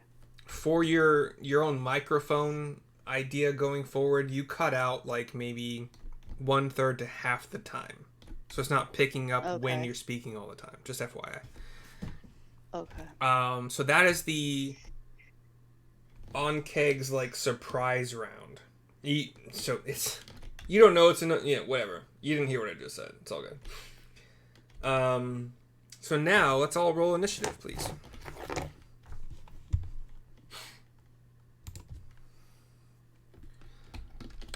Initiative.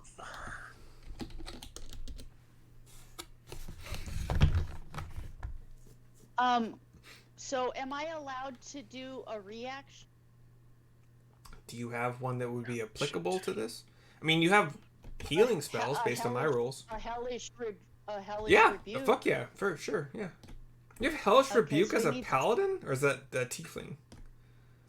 A Probably. tiefling, Okay, because I'm makes hellish. sense. Yeah. He needs to make a Dex 13. Okay. Nope. Okay, so he's gonna take 8 plus 0. Hold on. He's gonna take 15 points of damage. Hellish flames Yay! damage. Yay! You said 15? Yes. Okay, and then I guess in alphabetical order by your character names. Give me your initiatives, please. You see your character names on the left side in the Sunday group chat room, so I'm hoping you guys, yeah. Oh. 10. 10 from GD. 13. 21 for Neil. Okay. Did mine clock? 18. I'm gonna go get my other headphones cut now. 18 initiative. Og? Yeah, I'm talking to myself on mute. 18. You motherfucker. Yeah, You can go so first, I'll- Og. I don't think Flamel or not Flamel. I don't think Kendrick has anything special for his. I don't If any- think so. Yeah, I got a lot to like keep track of. But if anybody else wants to run Flamel, I would fucking love it. Pretty please and thank you. No, Kendrick, I'll run sorry. Flamel, for Yeah. sure. Everybody, silence Flamel. I'm so sorry. You spellcasting bastards. You're all the same to me. Okay. Ooh, he rolled pretty well, actually. That's bad.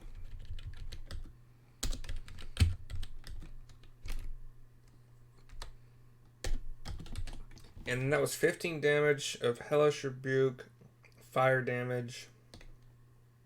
Okay. Alright, so let me get these in the right order here. Neil, you are definitely up first. Okay, is this the only enemy? This guy in front of us? So far, yeah.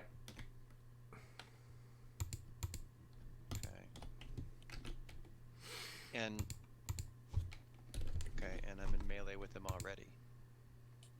If you are following that close to Sarissa, then yes. Yes. Yeah. I am where I am. Okay.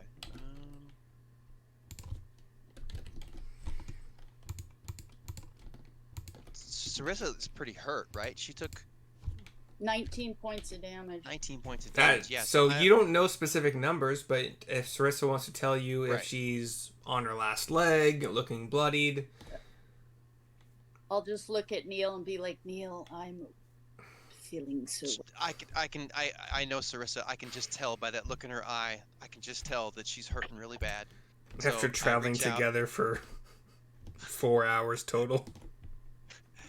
Oh no, no, I've been following Sarissa around for months now. She's just amazing. Oh, We're friends. We happened into town together and decided to go on adventure. I was gonna say, these guys have all been traveling together for like 3 days total. So that's kind of why I was trying to get some like backstory. When did you guys meet? Blah blah. But okay, months now. Sure. Yeah. Okay. Yeah. Oh, we're just we'll make it up as we go along. That's fine. So let's see. Yep. Cure wounds is gonna give you Remember, 10 points.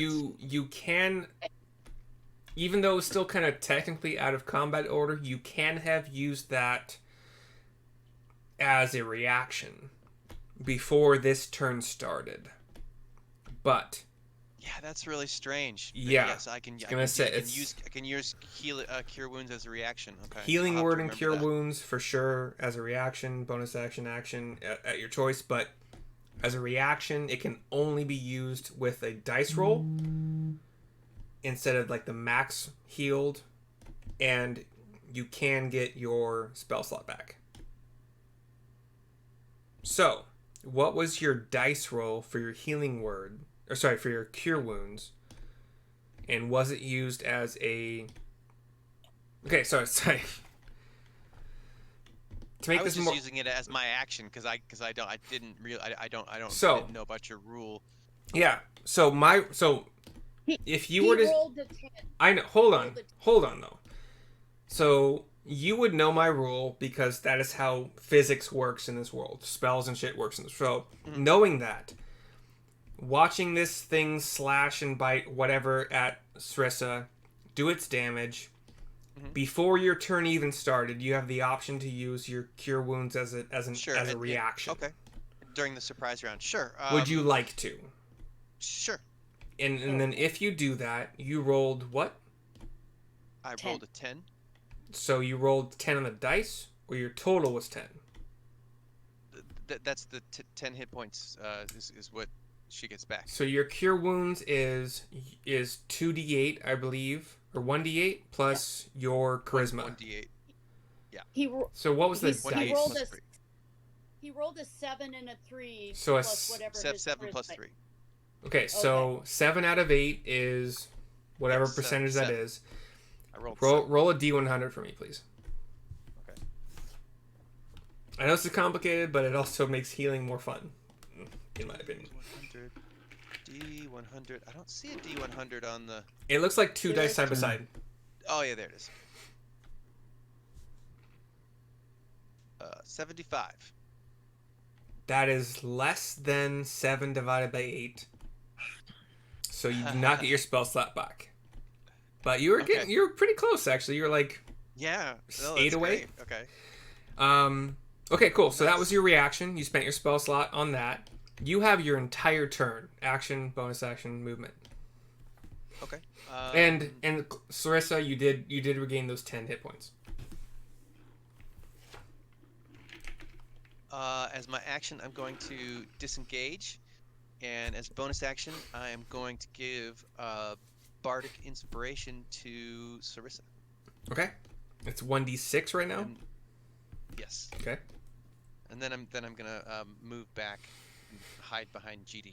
I'm gonna try to to put myself in between the monster and me. I'm gonna make sure I'm just like behind GD. Okay. Next up is Sarissa. Okay, so what do I do with the 1d6? You can use it on an attack roll, saving throw, or Okay. is it an ability Yeah, check? just keep it in your for anything. Just Okay. keep it in your back It's pocket not anything. until you need it. It's a D20 roll. I'm pretty sure. Any D20 roll. Right? Okay. Yeah. I Because think you so. don't Sa- you don't have the save. bard type that lets you add it to damage, right? No. Okay. So any D20 roll you can add it to if you want to, but Yeah, you so add just it. keep it in. Keep it in your back pocket for when you need it. You add it- could save it for like 2 or 3 rounds. You don't have to use it this round. It lasts like 10 minutes. Yes. You add it before So- you know if your roll succeeded. No. No. After. No. Is it before? I'm pretty sure you add it before you know if it succeeded. So like if you roll a 14, you don't know what the monster's AC is. You can say, I'm going to use my Bardic Inspiration and add it to this roll. Or I don't know if I saved on that saving throw, so I'm going to add it. No, it's PHB says this can be added after seeing the roll, but before knowing the outcome. Oh, exactly. But before knowing the outcome. Exactly. So yeah, that's so tricky. It's like outcome. Like, outcome means whether it's saved or failed. Yeah, so you're gonna have to ask her every time before you tell us No. whether or not her roll succeeded. You're gonna have to ask her if she wants to use it or not. I don't have to ask any player anything. I'm going to delay my response enough to right. if they want to say I want to add my Bardic Inspiration, because I don't know if you have Bardic Inspiration at any point in time. I can't keep track. So of you have to everything. be really. Yeah, so Sarissa, you have to be quick on the draw. Like if you do a bad roll and you know it's a bad roll, you got to be like, using my Bardic. Okay. I might try to remember, since we have a bard in the party, like, do you have Bardic Inspiration? Do you want to try to use it? Like, I might, but I'll also be, like, slow about things. Anyway. I'll remind you. Yeah, there you go. As a bard, you should remind you have Bardic Inspiration. Fuck yes, please. So, Sarissa, you have this weird fucking erupted from the ground thing in front of you. It attacked you, bit you, did acid damage to you. You got healed by your bard friend, and he ran away a little bit. And you're in front of it. What are you doing? Okay, so I'm first in the initiative order? Yeah, you're up next. Yeah, this is you. All right. You beat the monster by like a second. Okay. And I'm going... Part of my rules is like you don't know who's next in initiative unless you keep track of it yourself, but okay, because it's real, it's more real that way.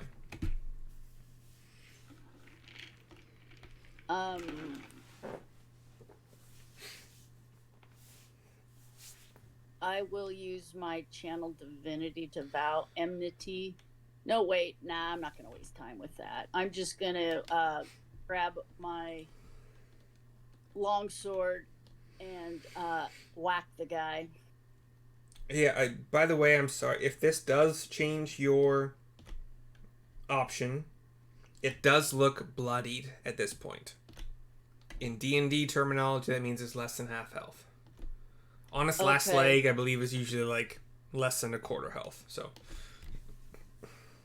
it's bloody. Okay, well, I'll use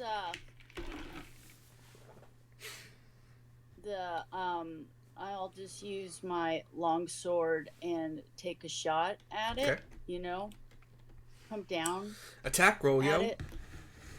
Yeah. I can't see what I rolled. Oh, because it's underneath these fucking fake dice on the corner. So 16. Yeah, 16 hits. All right, so I'm gonna do that.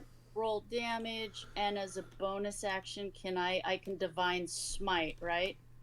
Yeah, it's not a bonus action. It's just along your attack if you want to. Once you hit, you can decide to divine smite.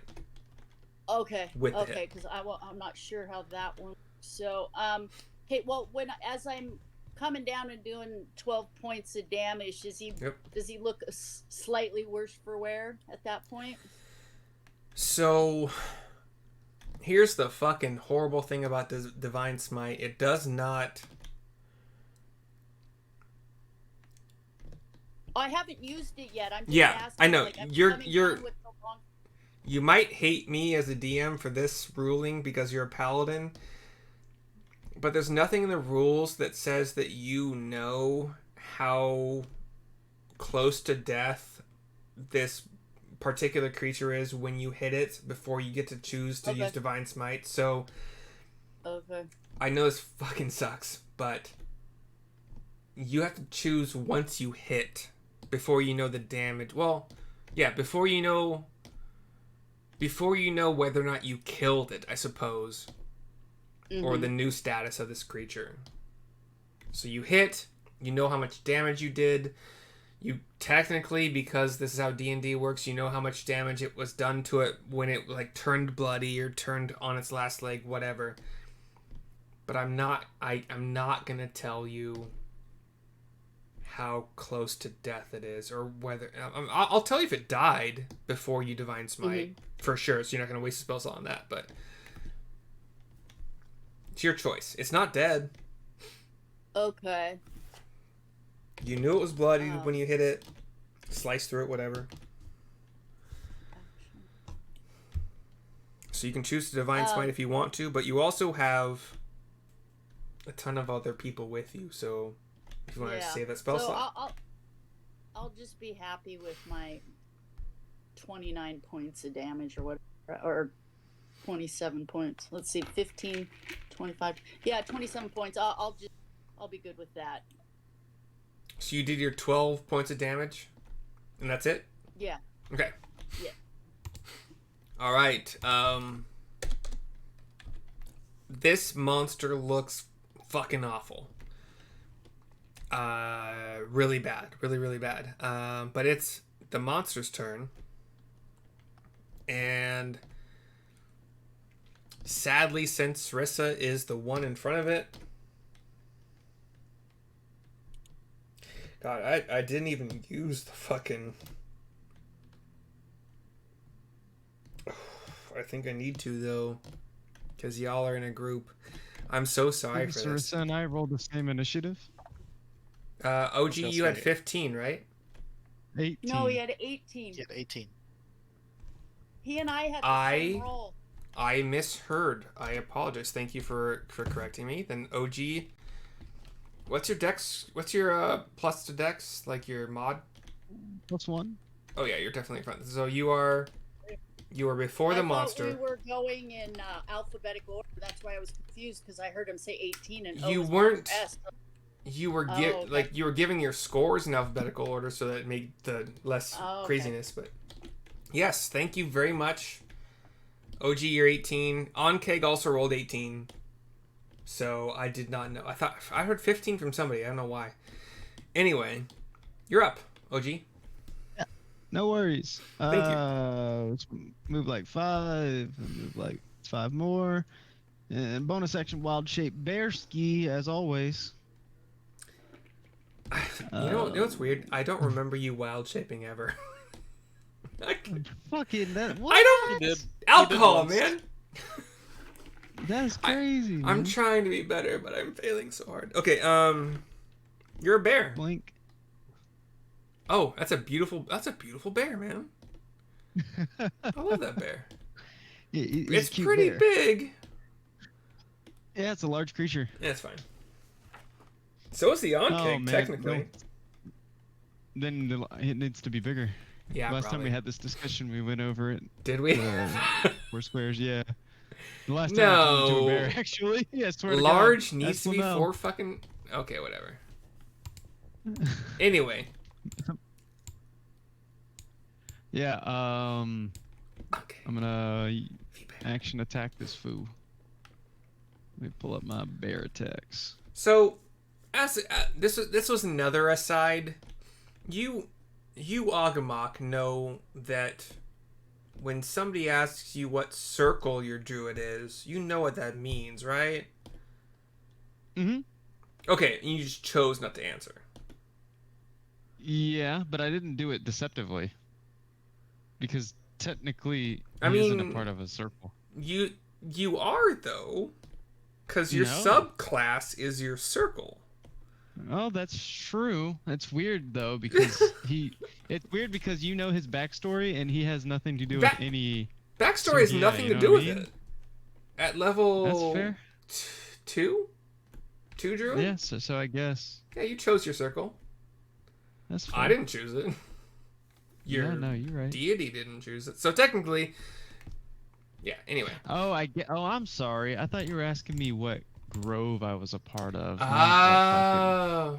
No, she asked what circle, because different circles have different capabilities. And again, fucking- Yeah. maybe meta knowledge. I don't know if Sarissa would know the different circles of druid. I know that Shannon does because she played a Circle of the Moon druid for a year and a half. Sarissa's really smart. Sarissa's Yeah, really smart. Yeah. Sarissa knows all things related to combat and how her companions and or enemies Yeah. may benefit or not benefit her in a fight. I was confused, but I didn't want to push any issues. I knew that you were Circle of the Moon, but I didn't want to. Yeah. Anyway, I got so you. Bear Agumok has his They are attack. multi-attack. Let's go. Okay, give me attack roll. Yeah. Is this Brown Bear, Cave Bear? Brown bear. Okay, I don't think it matters, but I 10 don't plus think he can 6, be a 16 to cave hit. bear yet. yep, 16 hits.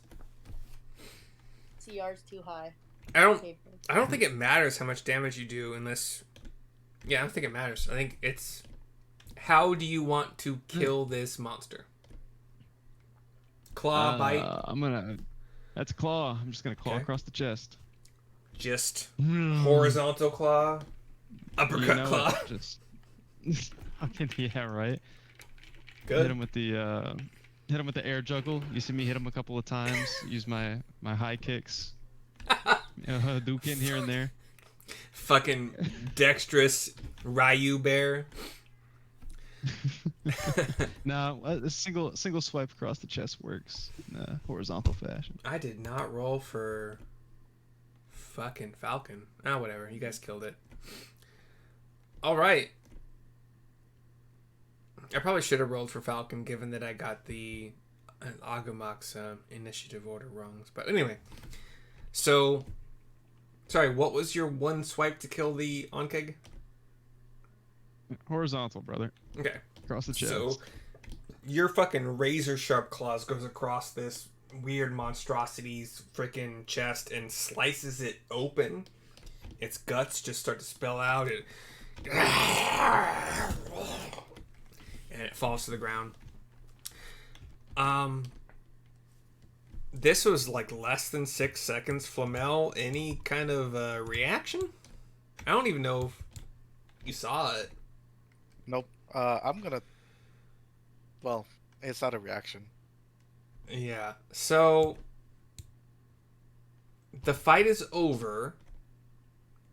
You have a few seconds to talk amongst yourselves as your group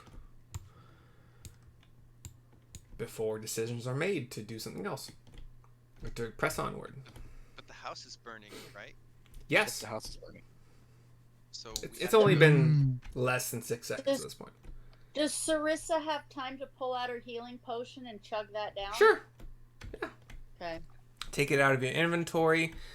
Per my rules, let's say that Agumok. This is me being nice. Let's say Agumok, as a novice alchemist who has experience creating and crafting and checking healing potions, has verified that is a good healing potion. You do not have to roll for it. You get Okay. the maximum healing for it. So that'd be 10 because it's. I believe it's 2d4. 11. No, it's 10. Yeah, right. 2d4 plus 2. Okay, so Yeah. a perfect. So, the two of you newbies, per my rules, if you're buying healing potions, you can have an alchemist or an herbalist check the quality to know if it's a good one. If you don't have somebody check it, then you're rolling the dice on it. It's not going to be Okay, poison, so you- but it could heal for way less than the maximum. But if we buy one and we've stated we had it checked and was good, it's an automatic maximum. You versus... can't just state it. You have to have somebody check No, it. that's saying we state that we had somebody check it. I said if Yeah. we state we had it checked and they say it's a good one, then it's an automatic maximum. You didn't check it, roll the dice because you Yeah. don't know. So they cost Okay. 50 gold for a standard healing potion. I'm saying it costs like 5 silver to have an alchemist or herbalist check it, Okay. which I think is worth it to get that maximum healing. But Yeah. Or 1 silver for an Agumok to check it. is that what I said? 1 silver? Did I? No, that's my fee.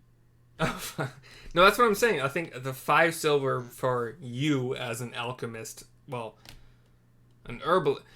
Technically, the book says healing potions are herbalists. So, Perfect. also, like, Neil, I can't hear you. But, like, I've seen you trying to talk. Yeah. Yeah, we can't hear you, Neil. Your double mute system is. Okay, how about now? There you go. There we go. Sorry, my cable came out. Okay, give me a couple seconds again to. I don't know why I have to pee again, but I do. So I'll be back super quick. Do you guys want to have any conversations amongst each other? Yeah, go ahead. So, Agamuk, are you able to make healing potions, or you're just able to check them? The bear growls back at you. Oh, that's right, you're a bear. So, remind me, we will talk of this later. Claw goes up, and then I motion towards a burning building. Right.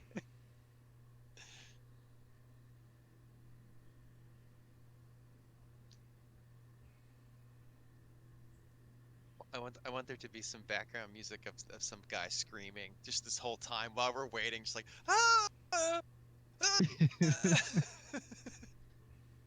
Somehow casually murdering people. So cool.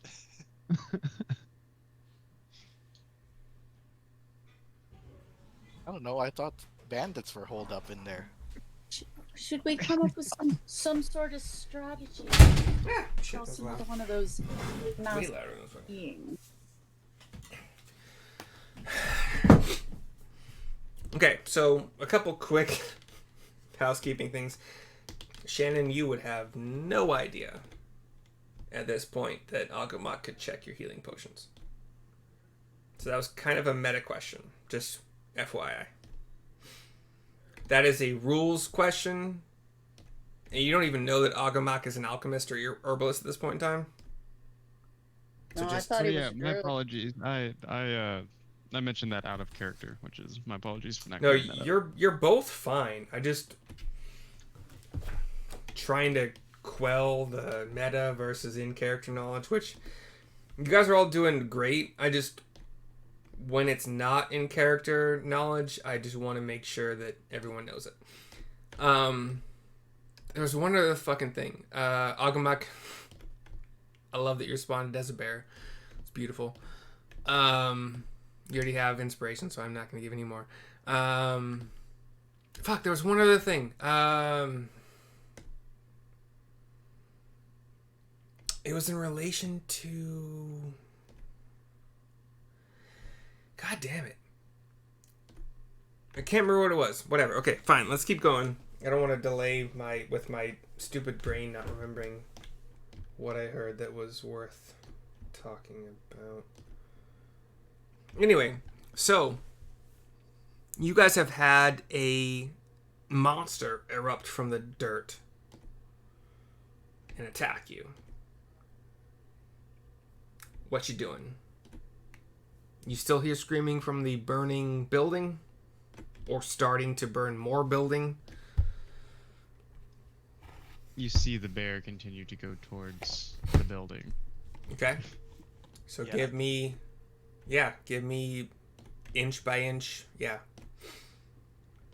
I mean, I haven't heard from Flamel in a while. Flamel does have 2 more charges we've determined on his sending stone, but and maybe I don't know. Give me a D20 roll, Flamel. Perception. Like add your perception, just perception roll. Dirty 20. So over the crackling of this fire, you have heard the telltale sounds of your friends fighting something. I would ignore those sounds and try to save the guy. Okay, and in your turn, I guess, in this combat round, after suffering fire damage, how do you want to save this guy you think needs saving? Can I throw a light hammer at the door? How heavy is this light hammer? It's a light hammer. Like 2 pounds? 2 pounds. You're welcome to. The heaviest thing I have. Yeah, give me an attack roll. And for some reason I miss with a 4. I was gonna say, like, what even is your proficiency with throwing a light hammer as what you are? Yeah, no, it just bounces off like you hit a very sturdy part of this door or wall. Okay. So, Og. I'm gonna say Og is leading, unless anybody else is branching off into other directions.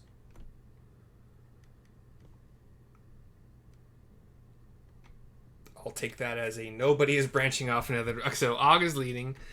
So you can keep leading. We want to stay together. Let's Yeah. let's stay together. Keep leading square by square if you want to.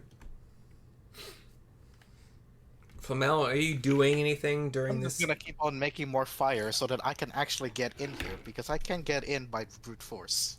So you want to get into the building by burning the building down. I can't jump through. I can't push It's my way through. okay. It's You won't okay. let I'm a me. druid. I'm a druid. Let me get there. P.S.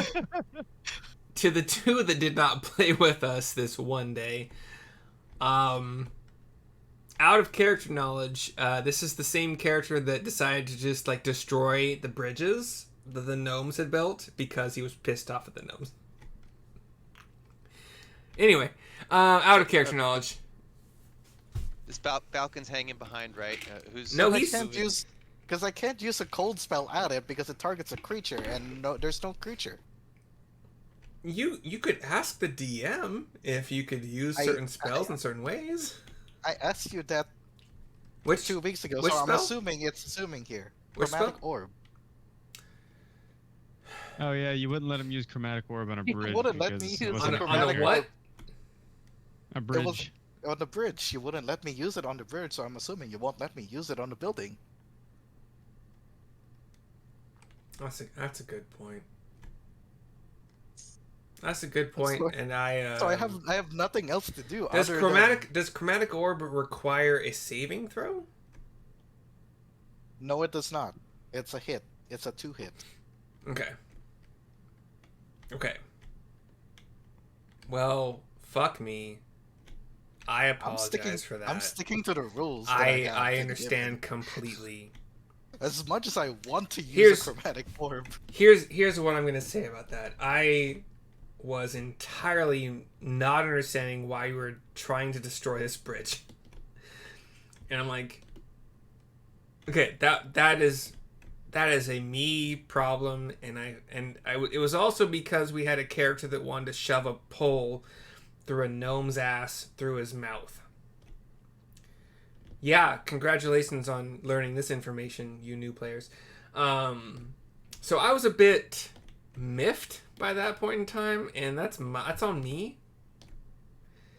So yes, if a spell has a fuck it. Anytime you want, even if I've rolled differently in the past, for sure, just ask me again based on a different scenario. And well then, I know I want to try to be consistent, but sometimes I fucking suck, and we're all humans, so sorry. then in that case, I would Yes. like to use chromatic orb frost Okay. on this burning door. Okay. In the hopes of what happening? Either stopping the fire from spreading further, Okay. or maybe because of the fire it expands because of the frost and it just breaks down easier. Okay. It's a first level spell, right? Yes. And is this at the beginning of your leafy, fiery experiment at the base of the door that spreads to the wall, or like after the wall started to burn for like a minute? It would have been my first reaction. Before the fire? Instead of jumping through, because I would have wanted to use that instead of jumping through. Okay, so at this point in time, you set fire to the wall, or started to climb up the wall, You have not yet tried to body yourself Yeah, through the no. wall. Okay. Because Take I back didn't have that the damage. choice. Yeah, because I didn't have the choice of chromatic orb. Yeah, take that I damage figured- back. You're choosing frost, ice damage. Mhm. Give me an attack roll.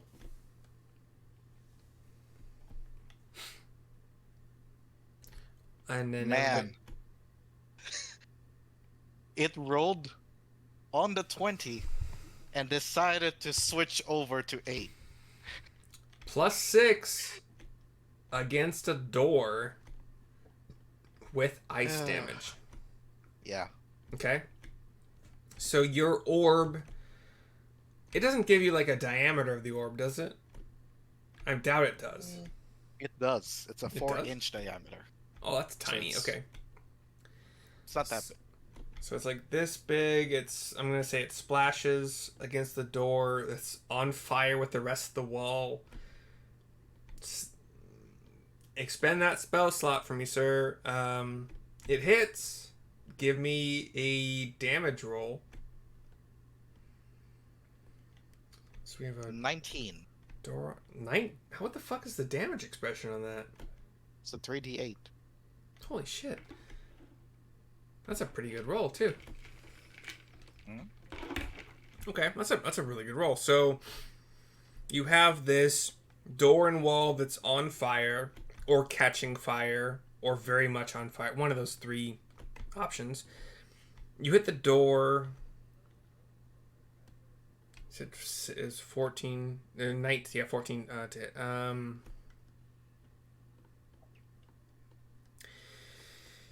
You hit the door at one of the edges, and this 4-inch diameter ball explodes into ice, and it's a lot of ice because you rolled pretty well on the damage. And with the fire and the quick, like, cooling of the ice, so fire has expanded things, made them more brittle.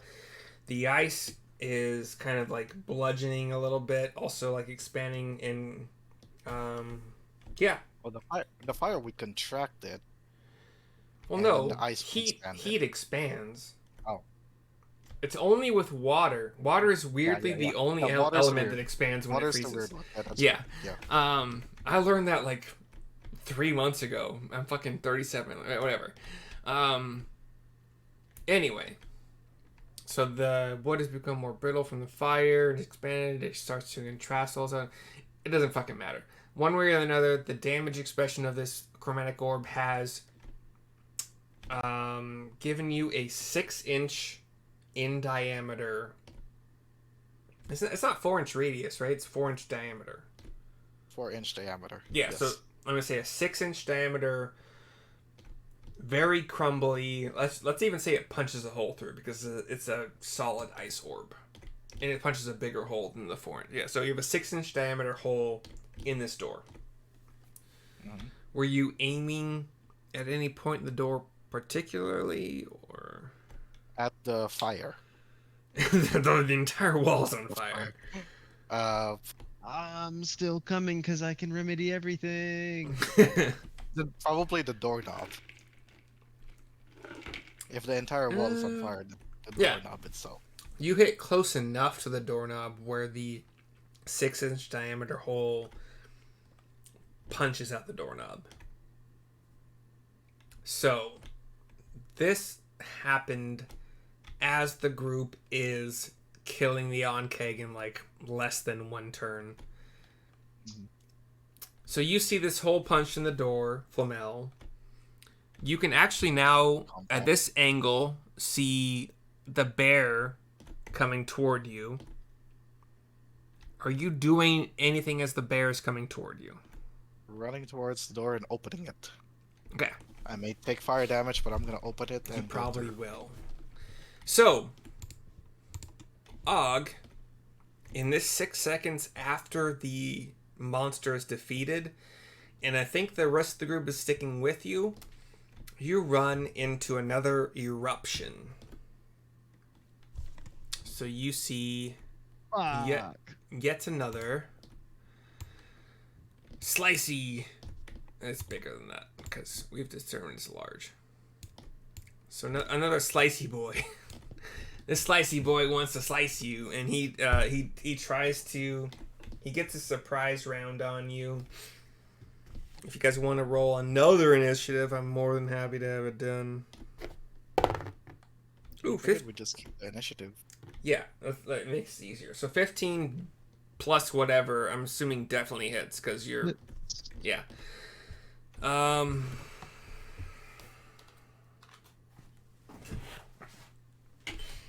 Can't believe I lost all my freaking bookmarks. So this is not a crit, so that's good for you. Well, that's really good for you. So 3 on the dice plus 3 slashing damage plus 3 acid damage. Oh, 9 So damage 9 into total, that. yeah. And we're keeping the same initiative. Because why the fuck not? Also, what's Falcon's initiative? Yeah. He's down there. So, Neil, if you're still with us, your screen is black. So I think you might be. But you might not be. We're ending we're ending very soon, by the way, guys. Unless you guys want to keep going. Like I can keep going for a couple more hours if we need to.